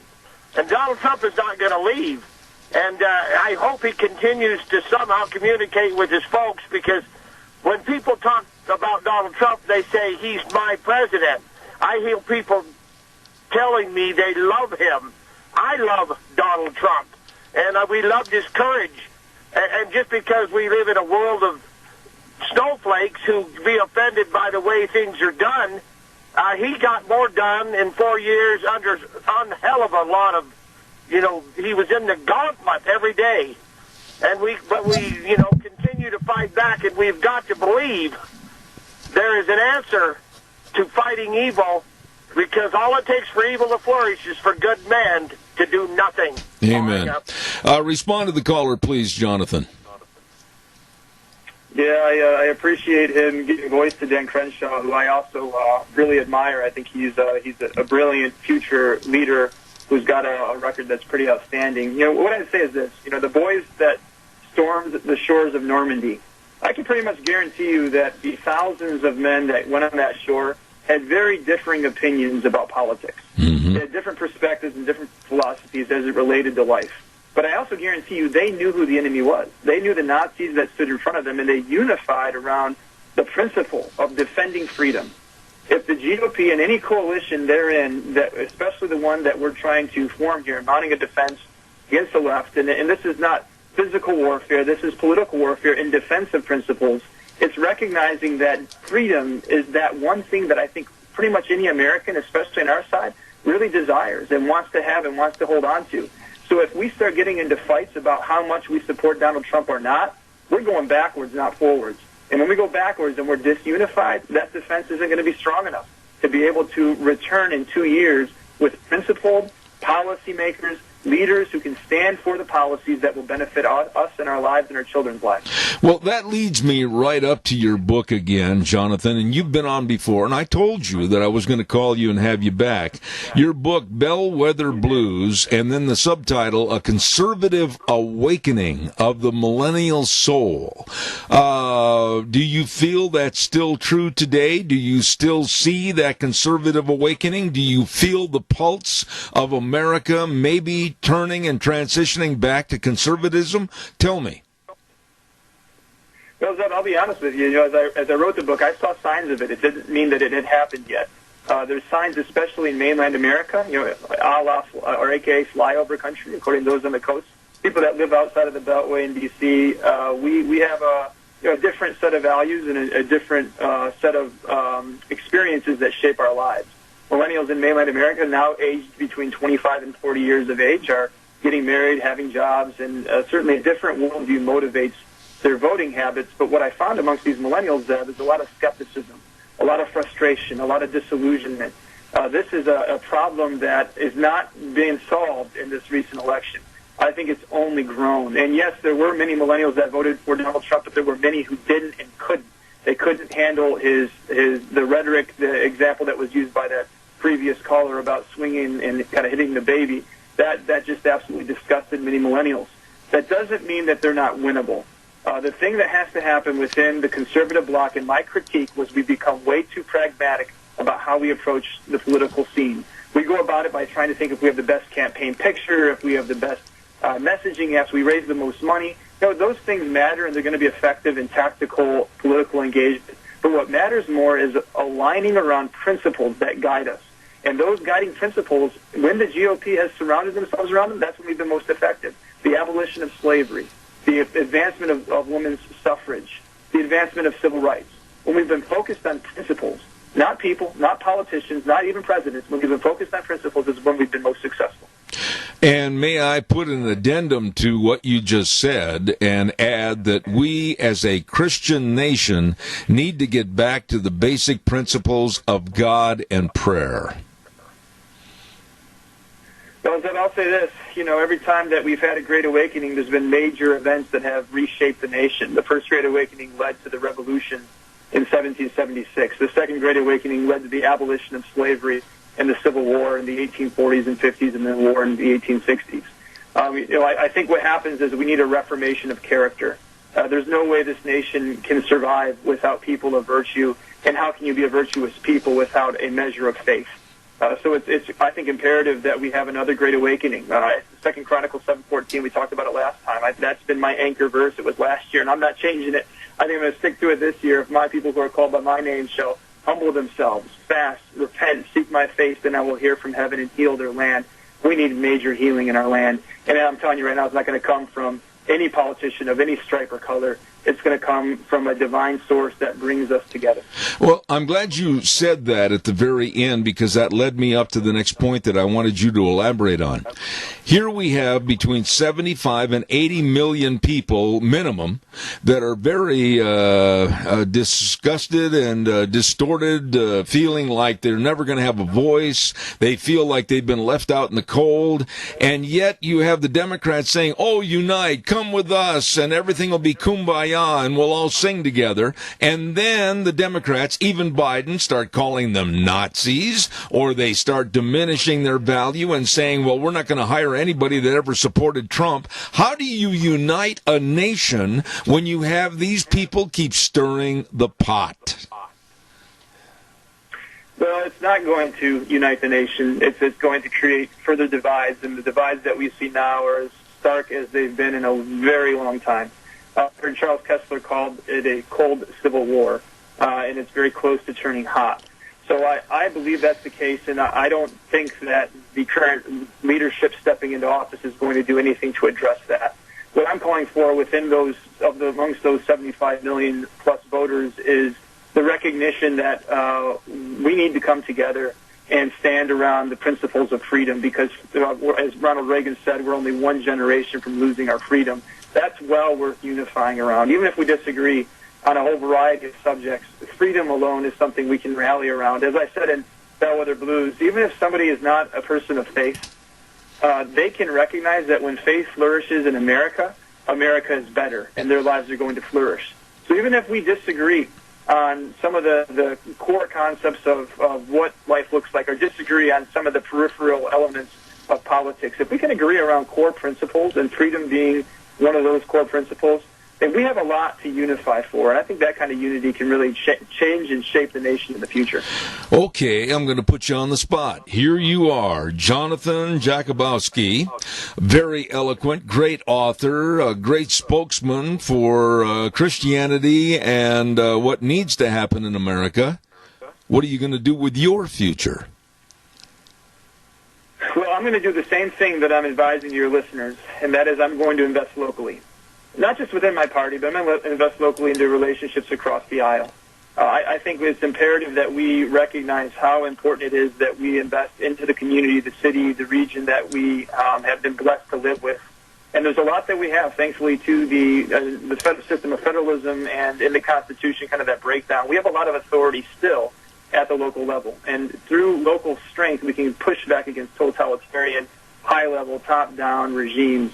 So I think strengthening the local community, investing into it, certainly in the political and my role as chair, but also in probably even a deeper level in the spiritual welfare of those individuals that surround me in my church and community, etc. So that's my most immediate goal, Zeb, and I hope many other Americans agree with me on that. What about the success of the book? How's it doing? Where can it be purchased? And is there another book looming on the horizon? Yeah, thanks for asking. Well, the book has launched me into places I couldn't otherwise have even imagined. For example, this show today, I'm speaking to you, Zeb. I wouldn't have anticipated that before I wrote the book, so that's a tremendous blessing. I've been given a voice for such a time as this, and I really am blessed by that in more ways than I can count. So it's been tremendous. It's been a tremendous blessing, and the book is easily found on wherever books are sold online. Amazon's probably the place most people go, and there's an Audible version, there's a Kindle version, and there's a hard copy. So that would be the place to go for that. And remind me one more time what your last question was. Well, I just wanted to make sure if you've got another book that you're working on. I want to follow up and make sure that we get you back on the air for that. At this moment, no. I just started a blog on Newsmax called The Red Pill, where I'm going to be describing the left and presenting a quote-unquote red pill rebuttal. to talk about why, even if people disagree with the GOP brand of Republicans, the principles are far better than what the left has to offer. Okay, as a former player, and I know probably still a great football fan, I'm going to really put you on the spot with this question. Who's going to the Super Bowl? Oh, man, that is a good question. Right now there's a lot of pretty decent teams in the mix here, and Kansas City won last year. It's hard to vote against, especially a one-time Super Bowl winner, because back-to-back seems like a possibility. So Kansas City is probably my favorite in terms of who I predict winning it. At least at this point, they seem like the best team, but I'm pulling for the Cleveland Browns. That's kind of the Ohio home team here. First time in the playoffs in 18 years. A miraculous win against the Steelers. So I'm really pulling for the Browns. That's my heart, but my head says the Chiefs. You know, you are probably jeopardizing a return engagement on this program to talk about future books or whatever if you don't say the Green Bay Packers. Well, Zeb, I am definitely jeopardizing that. The Packers are a powerhouse. I see it being the Packers and the Chiefs in the Super Bowl. I just don't see how you stop Patrick Mahomes. That is my caveat and explanation, I suppose. May I tell you that you are a great guest, and I certainly appreciate your taking the time to come on my program. The author of the book, Bellwether Blues, A Conservative Awakening of the Millennial Soul, Jonathan Jakubowski. Thank you, God's blessings, and I'll be in touch. Thanks, Zeb. God bless you, too. Looking forward to our next conversation. Thank you, sir. Very nice young man, and very articulate, and knows what's going on politically. And, again, the title of the book, I want you to check it out at the bookstores, Bellwether Blues, A Conservative Awakening of the Millennial Soul. Jonathan Jakubowski. Calls are welcome in just a moment, but I'm going to have the weather. I'll tell you what, real quick, I'll take 1 minute, and then I've got to get the weather on. Go ahead, caller, please. You're on the air. See, there's a guest that gives you, silver lining in the clouds, and you say to yourself, we've got to reinvent ourselves, and we will. American ingenuity will not be thwarted. It doesn't matter what people do. The train is running.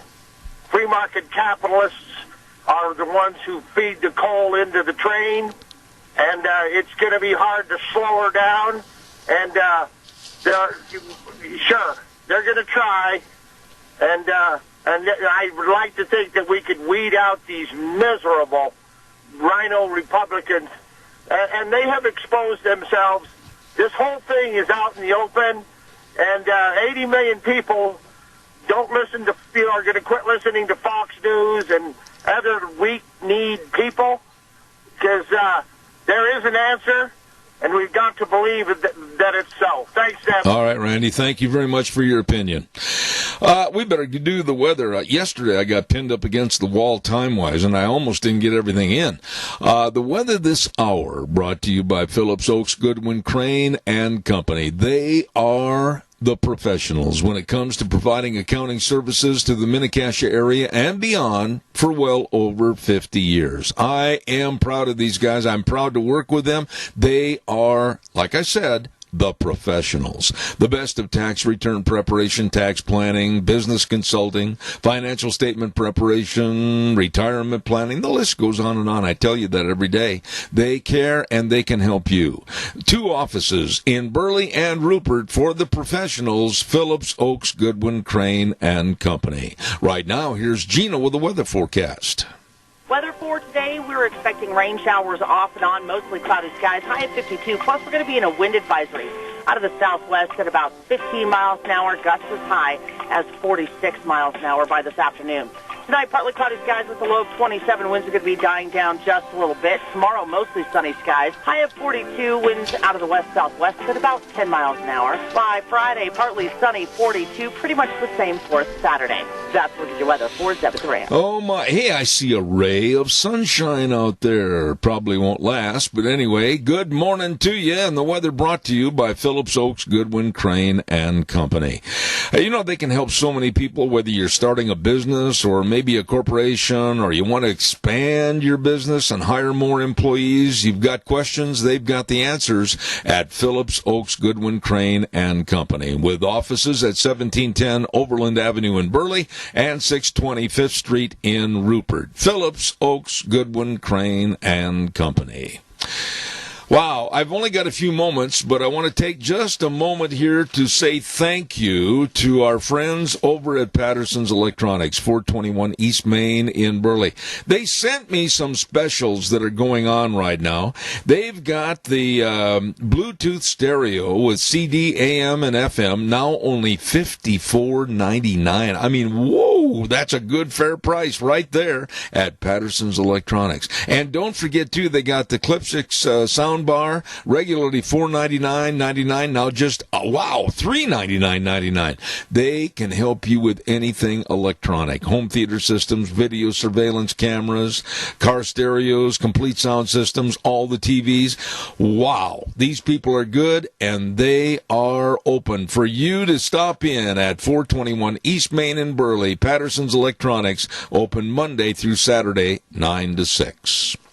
We're going to take a little break right now and let the big boys from the network come in and try to blow everything up, and then we'll be back in the next half hour with one of my favorite people, Dr. Gerard Lamero, and then at 10:30, the governor of the gem state of Idaho, Governor Brad Little. That's coming up next hour on Zeb at the Ranch. Sean, it's all yours. Oh, good morning. Welcome back. We've got a big hour with some great people coming on. Zeb at the Ranch, and of course our major sponsor, your Magic Valley, Les Schwab Tire Centers, all 7 locations serving you with the best of tires and of course service. And our thanks also go out to Burley Physical Therapy and Rehabilitation at 1263 Bennett Avenue, Suite 2 in Burley. I'll be over there this afternoon, as a matter of fact, helping you get back to being you. Right now, before we go any further, I want to extend the thought that you need to get into Lee's Furniture, Floors, and More. Why, you say? Well, because of a huge, really big sale on floor coverings, carpet, vinyl, luxury vinyl planks. Oh my goodness, guaranteed lowest price. And I'll tell you what, along with all the choices, great shipments of sofas and recliners and sectionals. My goodness, they've got all your furniture needs. Please stop in today for the beautification and the comfortization of your home. Lee's Furniture, Floors, and More. They're open Monday through Friday, 9 to 5, Saturdays 10 to 4. Lee's Furniture, Floors, and More at 459 Overland in Burley.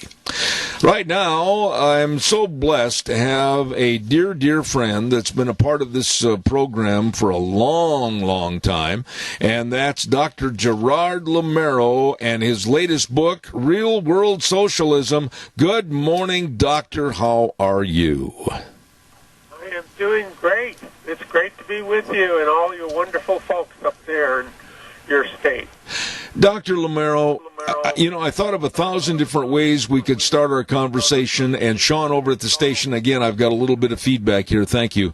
But I think, obviously, we are in trouble here in the United States of America right now. In the last 7 days, we have seen tumult, and we've seen hatred, and we've seen all kinds of dissension and separation. What can we possibly do to bring this country back together?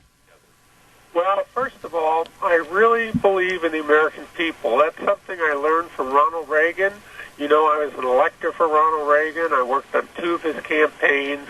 He had tremendous faith in the American people, and I do too. And you know what? The American people have been trying to fix the Washington, D.C. people for years now. It's actually going on several decades, and it's been slow. It has to do with electing people who actually fulfill the will of the people. I believe that my forecast was correct. I believe Donald Trump won this election by a wide margin, a landslide, in fact. I think it was unfortunately stolen. The voting machines are suspect. The numbers are suspect. A lot of ballots were suspect. And we have tons of evidence that would indicate it was stolen. But no one pursued the right avenues to turn around the election, which actually I expected all along they would, because I really believe Trump won, and I think they could have proven it. And but the funny thing happened that the state legislatures in a number of states did not pursue the alternatives the Constitution gave them. The courts thought it was a political matter. They didn't want to touch it. That's okay. That's what the courts can pick and choose the cases they take.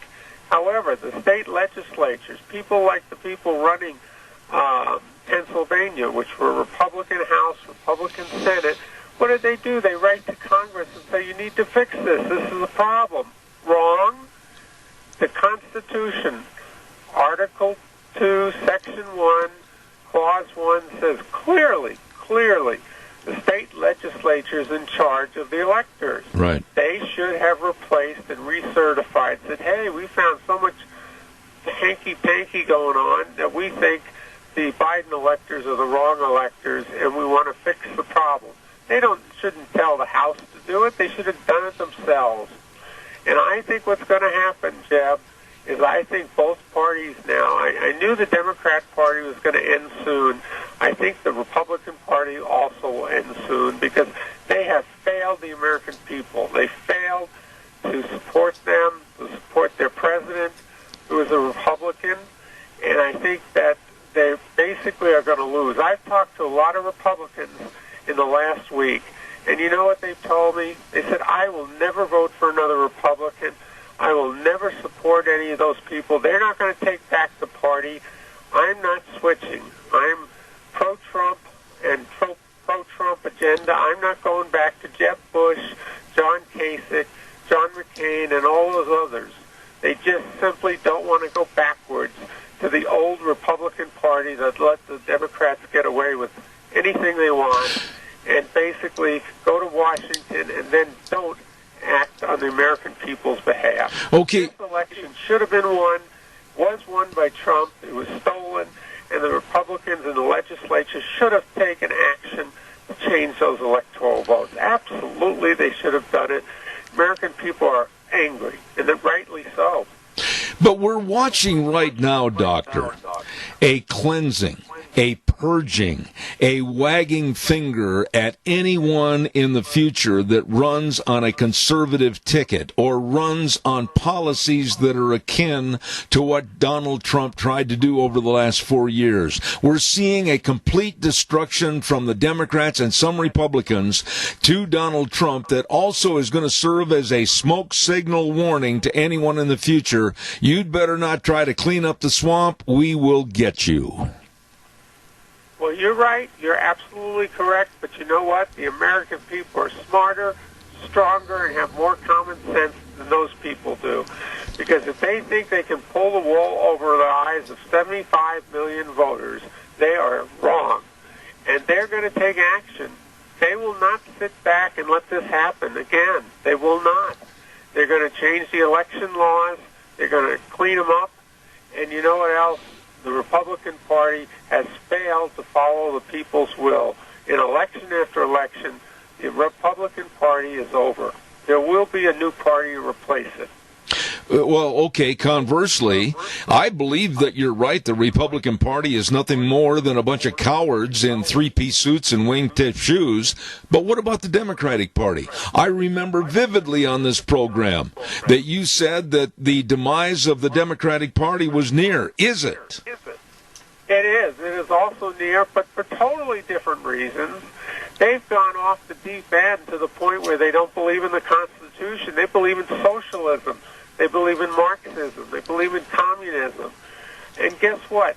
They're the only ones who do. There's just a handful of people in the Democratic Party that have radicalized it, taken it over, and they are really upset now. Believe it or not, Joe Biden is trying to put in old-school Democrat appointees. They're not happy. They want radicals. They want communists. They want a socialist in office. That party is about ready to explode internally. The only thing that's kept them together is stealing the election from Trump. They really wanted to get the power away from Trump. And now that Trump is officially going to go out of office, it looks like, I don't think there's any way he's going to keep it, then what's going to happen is they will split up. And you'll see very soon they will split up, and basically that party will be gone too. It'll be replaced by a new party. But I don't know exactly what it'll be like, but it's not going to be Democrats. They're gone too.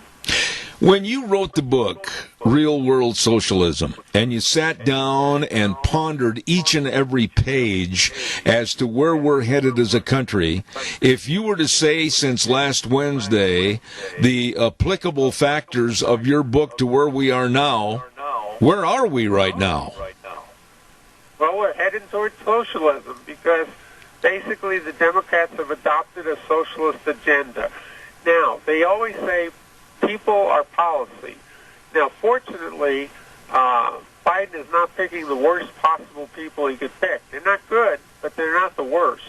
So it could be he's trying to moderate them, but on the other hand, he doesn't have the power. They're going to push him out of office because he's got a scandal hanging over his head. We know from the Hunter Biden laptop that basically he's been on the take from the Chinese government.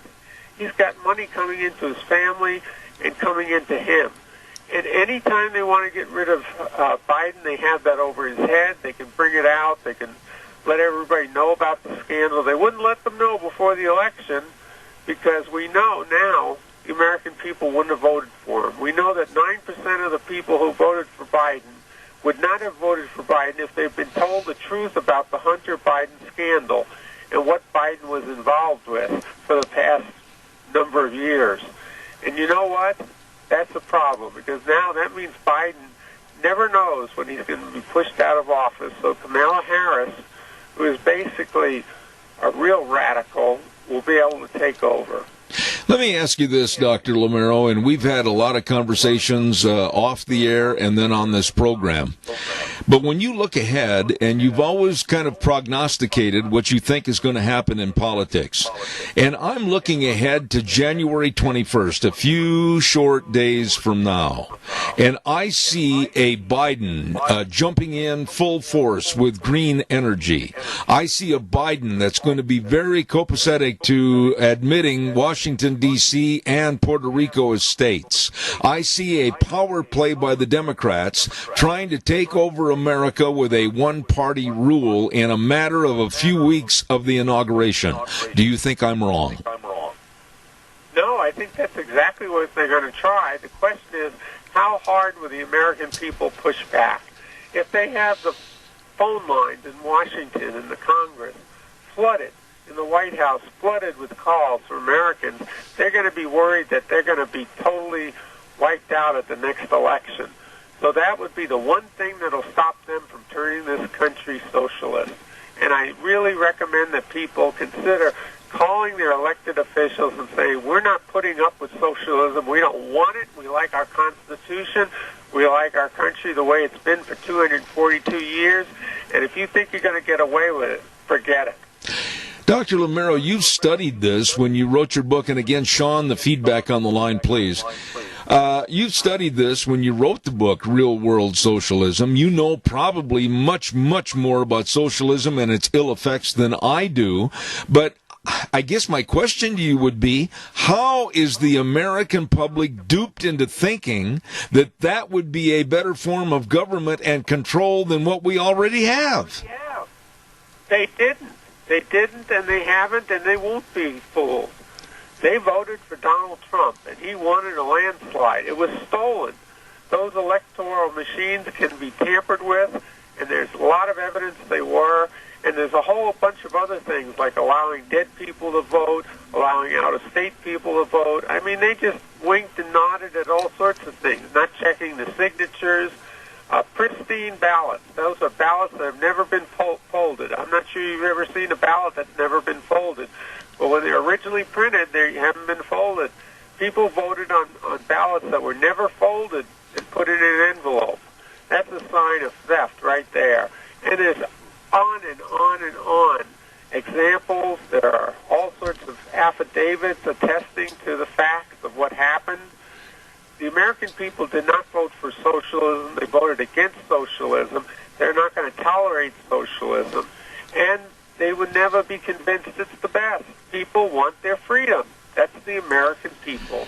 I've got to ask you, and I don't understand, so please help me, how any person, whether it's Nancy Pelosi or whether it's Mitch McConnell, whether it's Schumer or whomever, how in the world could they be stupid or dumb enough, with only 6 days left of Trump residing as the president, to start impeachment hearings, vote for impeachment, and then cost the American taxpayer millions and millions of dollars when we have so many other problems that we need to be addressing? What is going on here? It's one simple thing. They know how powerful Donald Trump is. They know he's leaving office powerfully. They know that if he runs in 2024, he's going to wipe them off the map. And basically, this is what they want to do. They want to impeach him, try him, and then as part of the punishment, normal punishment is take him out of office, and that they want to add the punishment, which they're allowed to do, that he can never run for office again. That's what they're after, so he'll never run again. But you know what? The rules of the Senate do not allow a trial before 1 p.m. on January 20th. Why? Because that's the rules. And there's no way they can change the rules because Kamala Harris doesn't get put in office, and she's not the tiebreaker until 12 noon on the 20th anyway. So she can't go out and do anything because he'll be out of office. Once he's out of office, he's not allowed to be tried. It's unconstitutional. It makes no sense because trial is for the purpose of removing someone from office, and impeachment is.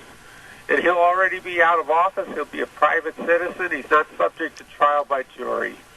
So it's not going to work. They're just hoping against hope that they can pin that on Trump so he can't run again, but it's not going to happen. Have you been surprised as to the amount of venom that has been shown and displayed by the Democrats, even going towards Senator Cruz and Congressman Josh Hawley, who wanted to stand up and utilize the Constitution in proving about the audit of the votes, and now some of the Democrats are calling for them to be on the terrorist list and ban them from flying across the United States? This is insanity. It is insanity, and you know what? It's also totalitarian. These people think like communists. They think like dictators. And boy, do we need to get them out of office at the next election. And people have to, in the meantime, contact their representatives and say, we will not put up with communism in this country. But these people think like dictators. They do. And they're showing their hand. It's not being hidden. They've hidden it for years, but that's what's in their heart. One of the biggest problems I think we have in America, and I know you and I have talked about this in the past, and I want you to elaborate on it a little bit more this morning. I don't think we're going to see anything change in this country until we start telling our school kids to have pride in America and really understand about the blood, sweat, and tears and lives that were given for them in this great country of America. In short, we've got to restore the pride in the USA. I totally agree with you. Socialism. The people like socialism. It's all started in K through 12 and then added on in college and universities. We need to take back our school districts. And boy, you think, it doesn't matter who's in the school district and the school board. Baloney. It matters a lot. They've been teaching with un-American, anti-American books. They've been teaching things that are falsehoods. They haven't been teaching the truth of this country. 50 years ago, kids went to school and they learned how great this country is. They weren't being taught that socialism is wonderful. We have to take back our school boards. That's where it's going to start to make a big difference because a lot of our kids, unfortunately, have been trained that socialism is wonderful. Boy, is that a big lie, and my book proves it with facts and lots of footnotes. We have a caller with a comment for you, Dr. Lamero. Caller, quickly. I've got 3 minutes left. Go ahead. Yes, doctor. How do you explain to a child that he shouldn't get a free lunch? Well, it's pretty simple. Everything has a price. Everything has to be created. Somebody has to work. Somebody has to produce. And there's nothing for free. The old thing about no such thing as a free lunch, it isn't. They take away your freedom. They're always getting something. There's nothing for free. They can't get free cell phones. They can't get free health care. I mean, doctors have to get paid. They go to school. They work hard. Everybody has to work for what we earn and what we consume. Dr. Lamero, let me ask you this question. I want to ask you about this time right now leading up to 2022. What would you tell my audience that each and every American should be doing or help doing to provide momentum to turn this bus around in 2022? Well, the first thing they should do right now is pray for this country, because there's no more power on earth than God. And they should pray. Number two, they should contact their representatives, get to know them, contact them, visit them in town halls, see them all the time, and stand up for what they believe in, for freedom, for the Constitution, for morality in government, for peace, prosperity. And that's only been given to us through freedom and capitalism. It hasn't been done through socialism. Tell everybody to buy my book, Real World Socialism. That'll give them all the ammunition they need to tell people socialism doesn't work. What about new books looming on the horizon? Are you working on another project to come out soon? I have two different books I'm working on. I haven't picked which one I'm going to go with first. One is going to be about how to do honest elections, and the other one is going to be about the new political parties we're going to have in America, because the old parties are just about on their deathbeds and dying quickly. The other question I have as we get ready to depart for today's conversation is, what about the media? I am absolutely sickened, and I really mean this from my heart. I'm part of the media, and I'm sickened by the brotherhood and sisterhood of the media in general. They are all in the tank, as far as I'm concerned, with dishonesty and not reporting the news. Right. Well, the best thing you can do there is to find sources of the truth. You know, there are good publications like Epic Times. There are certain places that are more reliable than others. I think a lot of people like Newsmax compared to Fox News, for example.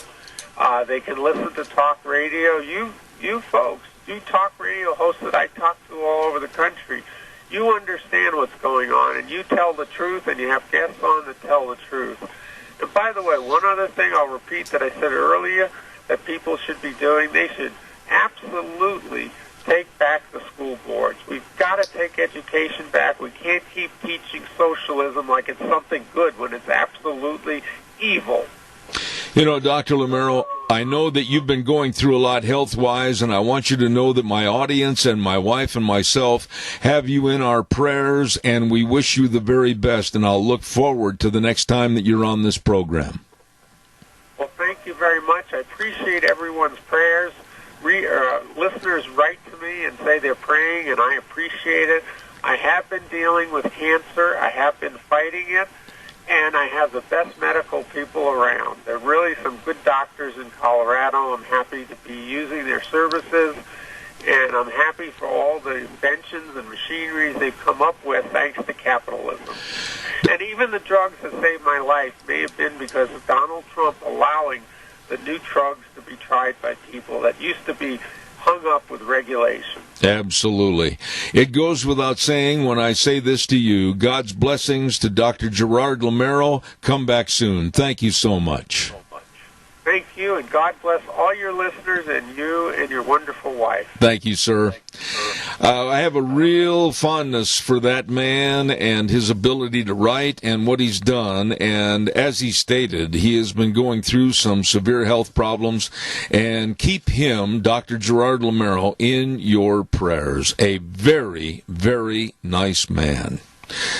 I want to remind you, too, about our friends over... Oh, man, I can't wait for this weekend. I said it on the air, and I meant it. We are going to go over to Wick's Steakhouse at 18 East Main Street in Declo this weekend. I am looking forward to it. I have heard from very good sources the food is delicious, and they really specialize in that prime rib, which just happens to be my favorite meal. So I would like to tell you that you'd be sure and stop over at Wick Steakhouse, 18 East Main Street in Declo, anytime this weekend. They're open Wednesday through Saturday from 4 to closing time, and they specialize in everything from sandwiches all the way to the steaks. Don't forget, great place to eat. Wick Steakhouse, 18 East Main Street in Declo. Right now, we're going to send it back over to our main studios. We will be back in about 3 minutes. And now, back to Zeb at the Ranch on AM 1230 KBAR. To reach Zeb, call 436-2244 or toll free 1-866-927-4587. And now, here is Zeb Bell. Thank you very much and welcome back. I am very honored to have the governor of the gem state of Idaho on our program for this morning. Governor Brad Little, good morning, sir. How are you? Good morning, Zeb. I'm good. Governor, it goes without saying that Monday was a busy day for you as they started with the kickoff of the legislative session for 2021 with your State of the State address. I have a copy here. I've highlighted some of the things I wanted to ask you and talk to you about. In your opinion, what are the most pressing issues in the State of the State address that you are trying to take care of and move forward for the state of Idaho? Well, the building Idaho's future was the theme of it, but I got to get people safe before I can build Idaho's future. So I spend a huge amount of my time on getting past this pandemic and getting back to normal so we can throw these darn masks away. I can't argue that. And you and I'll tell the audience, we've had some private conversations on this with regard to the COVID-19.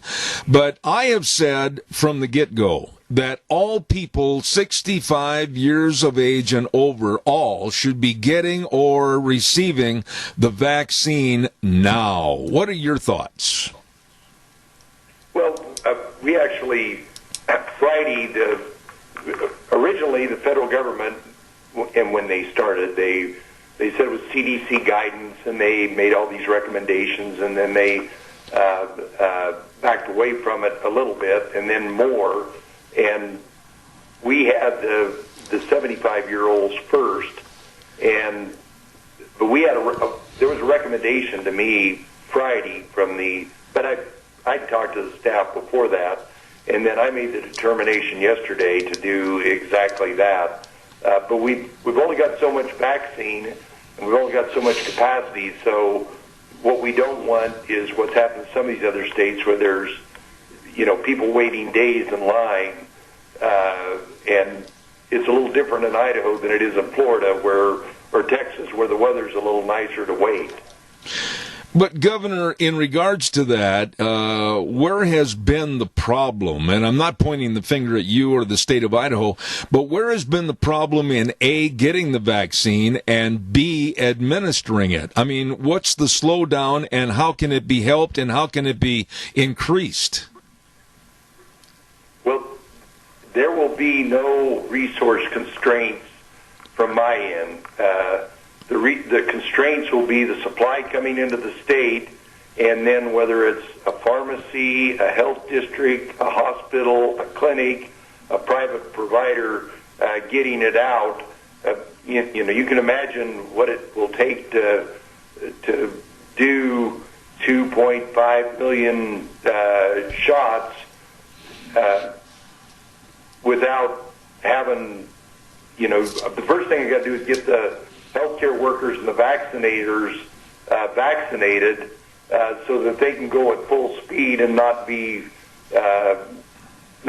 COVID and have to be isolated.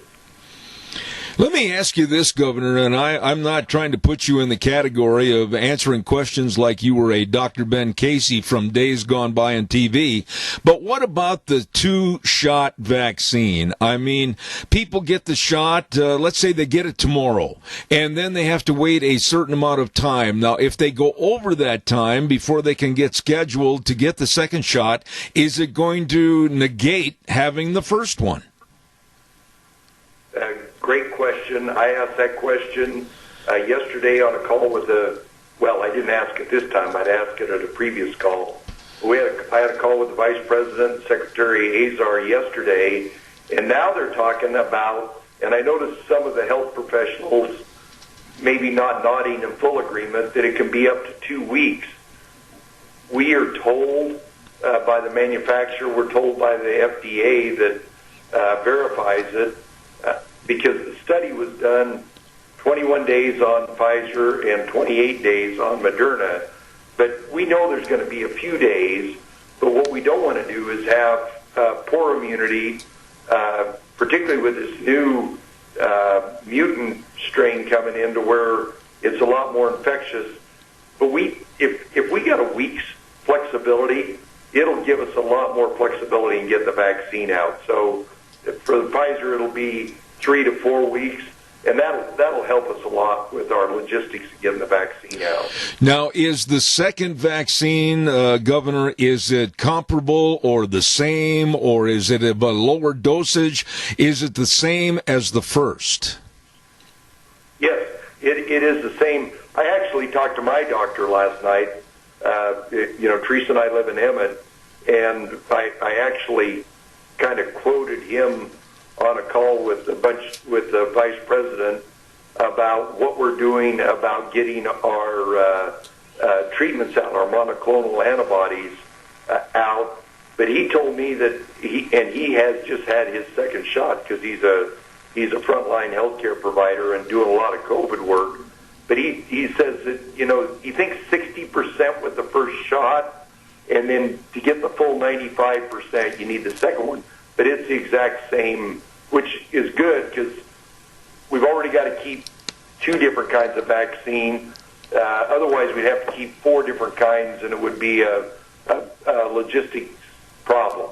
Let me ask you this, Governor, and this was a question that was asked of me yesterday after I got off the air. I had some folks call me. They are 65 and 64, respectively, and they said they are planning to go to Florida and stay with their son and daughter for the remainder of the winter. And they said, if we get our first one here, how do we go about getting the second one in Florida if we can't possibly come all the way back to Idaho to get that second shot? What would you tell people? Well, that was a good question, and I'm pulling it out of my file.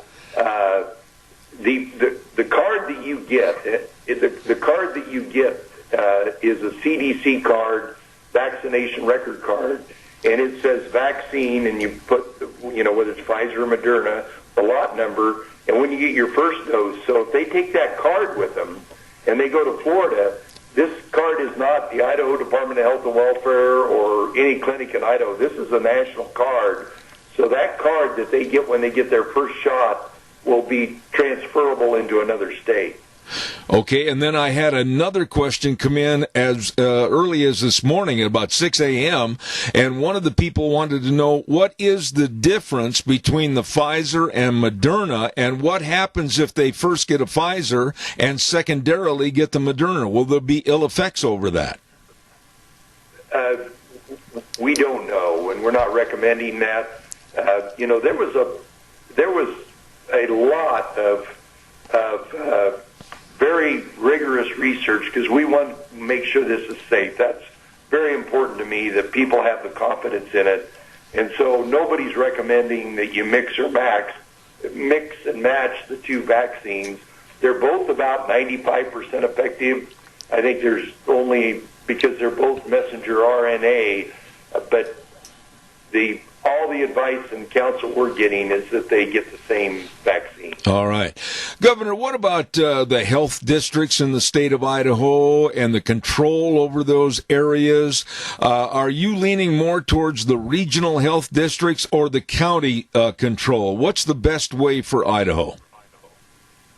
Well, in 100 years ago, 102 years ago, when we had the Spanish flu, at that point in time, every county had a health officer.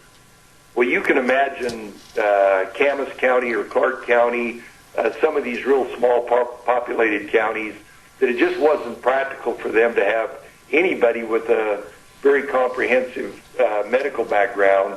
And so 50 years ago, we aggregated all the counties together so that there was enough population and enough money to have a professional public health person. That's what the law is today.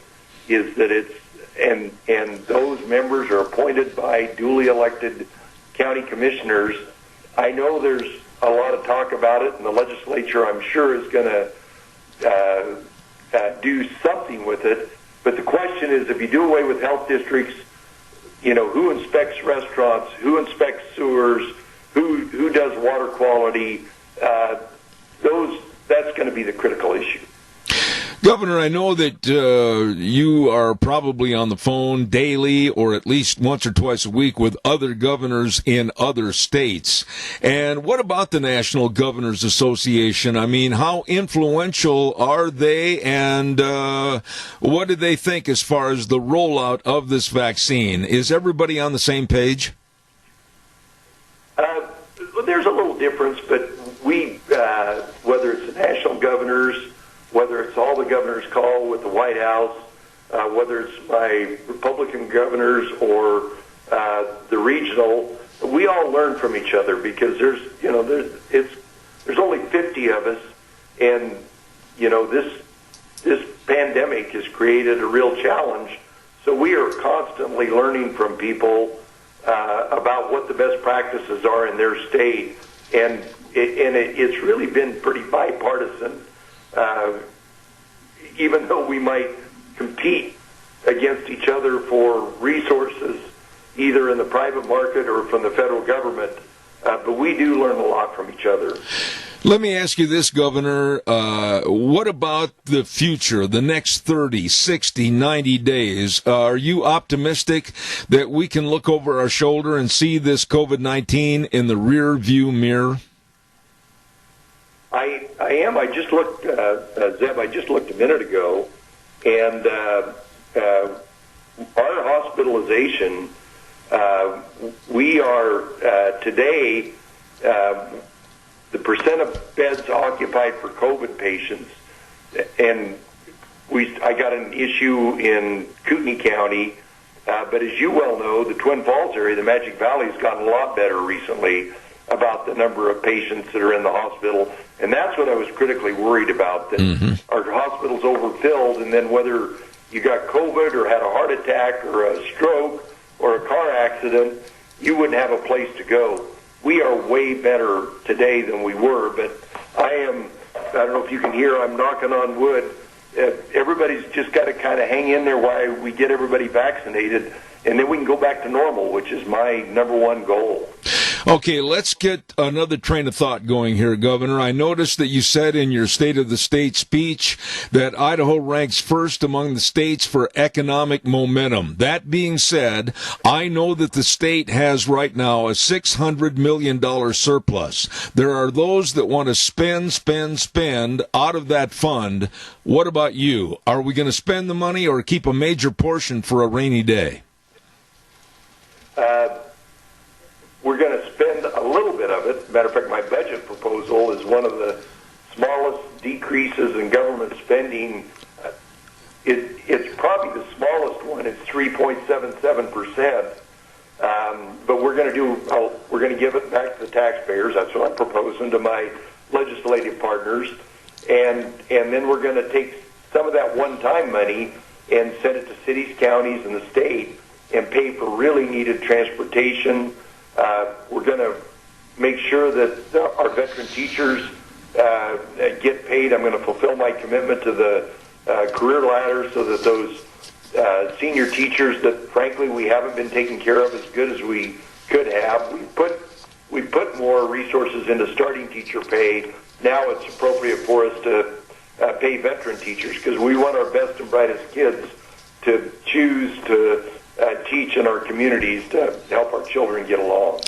Governor, what about the infrastructure of the state of Idaho? I know it's decaying. I know it needs upgrading, but how much of the infrastructure is going to be passed along to the taxpayers to where it's a burden for them to start their pickup or their car and try to go to work? Well, we're taking part of the surplus and putting it, and some of the CARES money that was left over, we didn't spend all ours like most of our competing states, and we're putting it into one time for both local and state. And then I'm proposing that we go out and have a dedicated source of revenue to pay bonding back, so that we're not borrowing on a bet. We're borrowing based on we know we've got income to pay for it, and do some of those big projects we need. I know in the Magic Valley they desperately want another bridge across the canyon in case something happens on the Prime Bridge. That'll be on the list. Whether it'll be up to the Board of Transportation which projects are funded. But we need both ongoing maintenance for both local and state, and then we need real money to affordably bid out some of these projects to take care of the infrastructure problems. Let me ask you this, Governor Little. The legislative session now in full swing for 2021. As the governor of this state, what are some of the pet topics that you really want to see them, the legislature, address and try to take care of in this session? What are your most important subjects? Well, obviously, getting some money back in the hands of Idahoans given the surplus. Well, first you got to keep them safe, then get money back in their hands, then education, and then those infrastructure issues. There's money in there for broadband so we can deploy it out, particularly into rural Idaho as more people need internet to do their business. If kids need the internet to be better prepared both during school and after school, those are all things that are priorities for us. Last week on Wednesday, a very black day for America as far as negativity over our capital, riots, etc. What are your thoughts about worrying about our state capital and the other states over the next couple of days? What kind of safety and precaution measures are you taking? Well, the state police is the lead. And of course, here in Boise, obviously the Boise Police and the Ada County Sheriff, the legislative branch, and ourselves. We've all been talking about what we need to do in the event that there's some kind of an event.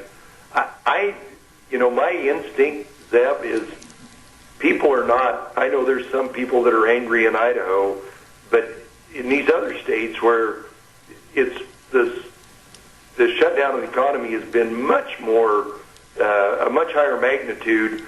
I know they're talking about coming to all 50 states, and we got to have a different attitude. Those people show up. We try to address their concerns. We didn't build a big wall around the Capitol building here in Idaho like they're doing in other states and in Washington. We want it to be open for everybody. And if people have legitimate issues, they need to be able to vet those issues, but they shouldn't do it at the cost of intimidating other people, particularly young people who we want to get involved in the process. One final thought, Governor, and then I've got to run with time constraints.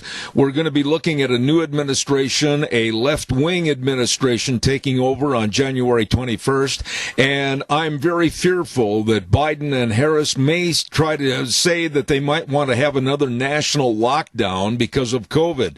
This country can't absorb financially another lockdown. What are your thoughts, finally, on that subject? Well, I agree 100%. That's why I was just looking at our hospitalization rate. And every day that I get more vaccine out means that's not going to happen. The federal government doesn't have the resources to do that.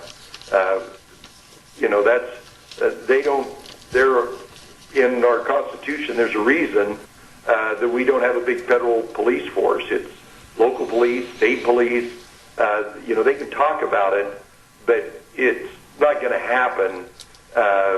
They can do some other things, but if we keep on our trajectory of people doing the right thing, being careful, just modifying our behavior just a little bit, as we get this vaccine out, we'll be good to go. Some of the other states that may not be the case, but we're going to be.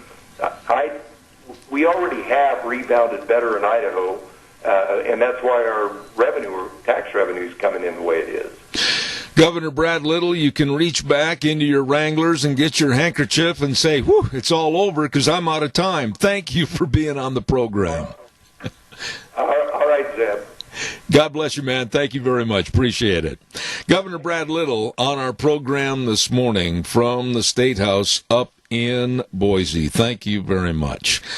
We better get to the weather, but first of all, I want to remind you about Edith's Cafe at 144 East Highway 81 in Burley. Oh, good place to eat, great place to eat. And, of course, don't forget, they're open, I'll give you the times, Tuesday through Thursday, 11 to 8, Fridays and Saturdays, 11 to 9. I mean, everything. They've got all the different menu items that are absolutely delicious, and they do catering, too. You can call. They can have it ready for you. You better believe it. 878-2248. Edith's Cafe, 144 East Highway 81 in Burley, right across from the golf course. Want to remind you, too, we're going to go to the weather forecast real quick, and the weather this hour brought to you by Scarrows Meats, 331 North Road, Jerome. Don Scarrow and the crew. Telephone number to call, 324-7657. Or you can go to their website, scarrowsmeats.com. Delicious meats, whether it's the prime ribs or the tri-tip or all the different bacons, or how about the bratwurst and the breakfast sausage? Oh, it's delicious. All of this from Scarrows Meats over in Jerome. And right now, here's Gina with the forecast. Weather for today, we're expecting rain showers off and on, mostly cloudy skies, high at 52. Plus, we're going to be in a wind advisory out of the southwest at about 15 miles an hour, gusts as high as 46 miles an hour by this afternoon. Tonight, partly cloudy skies with a low of 27. Winds are going to be dying down just a little bit. Tomorrow, mostly sunny skies. High of 42. Winds out of the west-southwest at about 10 miles an hour. By Friday, partly sunny, 42. Pretty much the same for Saturday. That's what your weather for Zeb Duran. Thank you, Gina. And brought to everybody by Scarrows Meats in Jerome. 331 North Road, Jerome, to be exact. The number to call, 324-7657. They are changing the way we eat, one delicious bite at a time. Caller, I have exactly 1 minute, and I'm going to have to cut you off because I'm out of time. Quickly, you're on the air.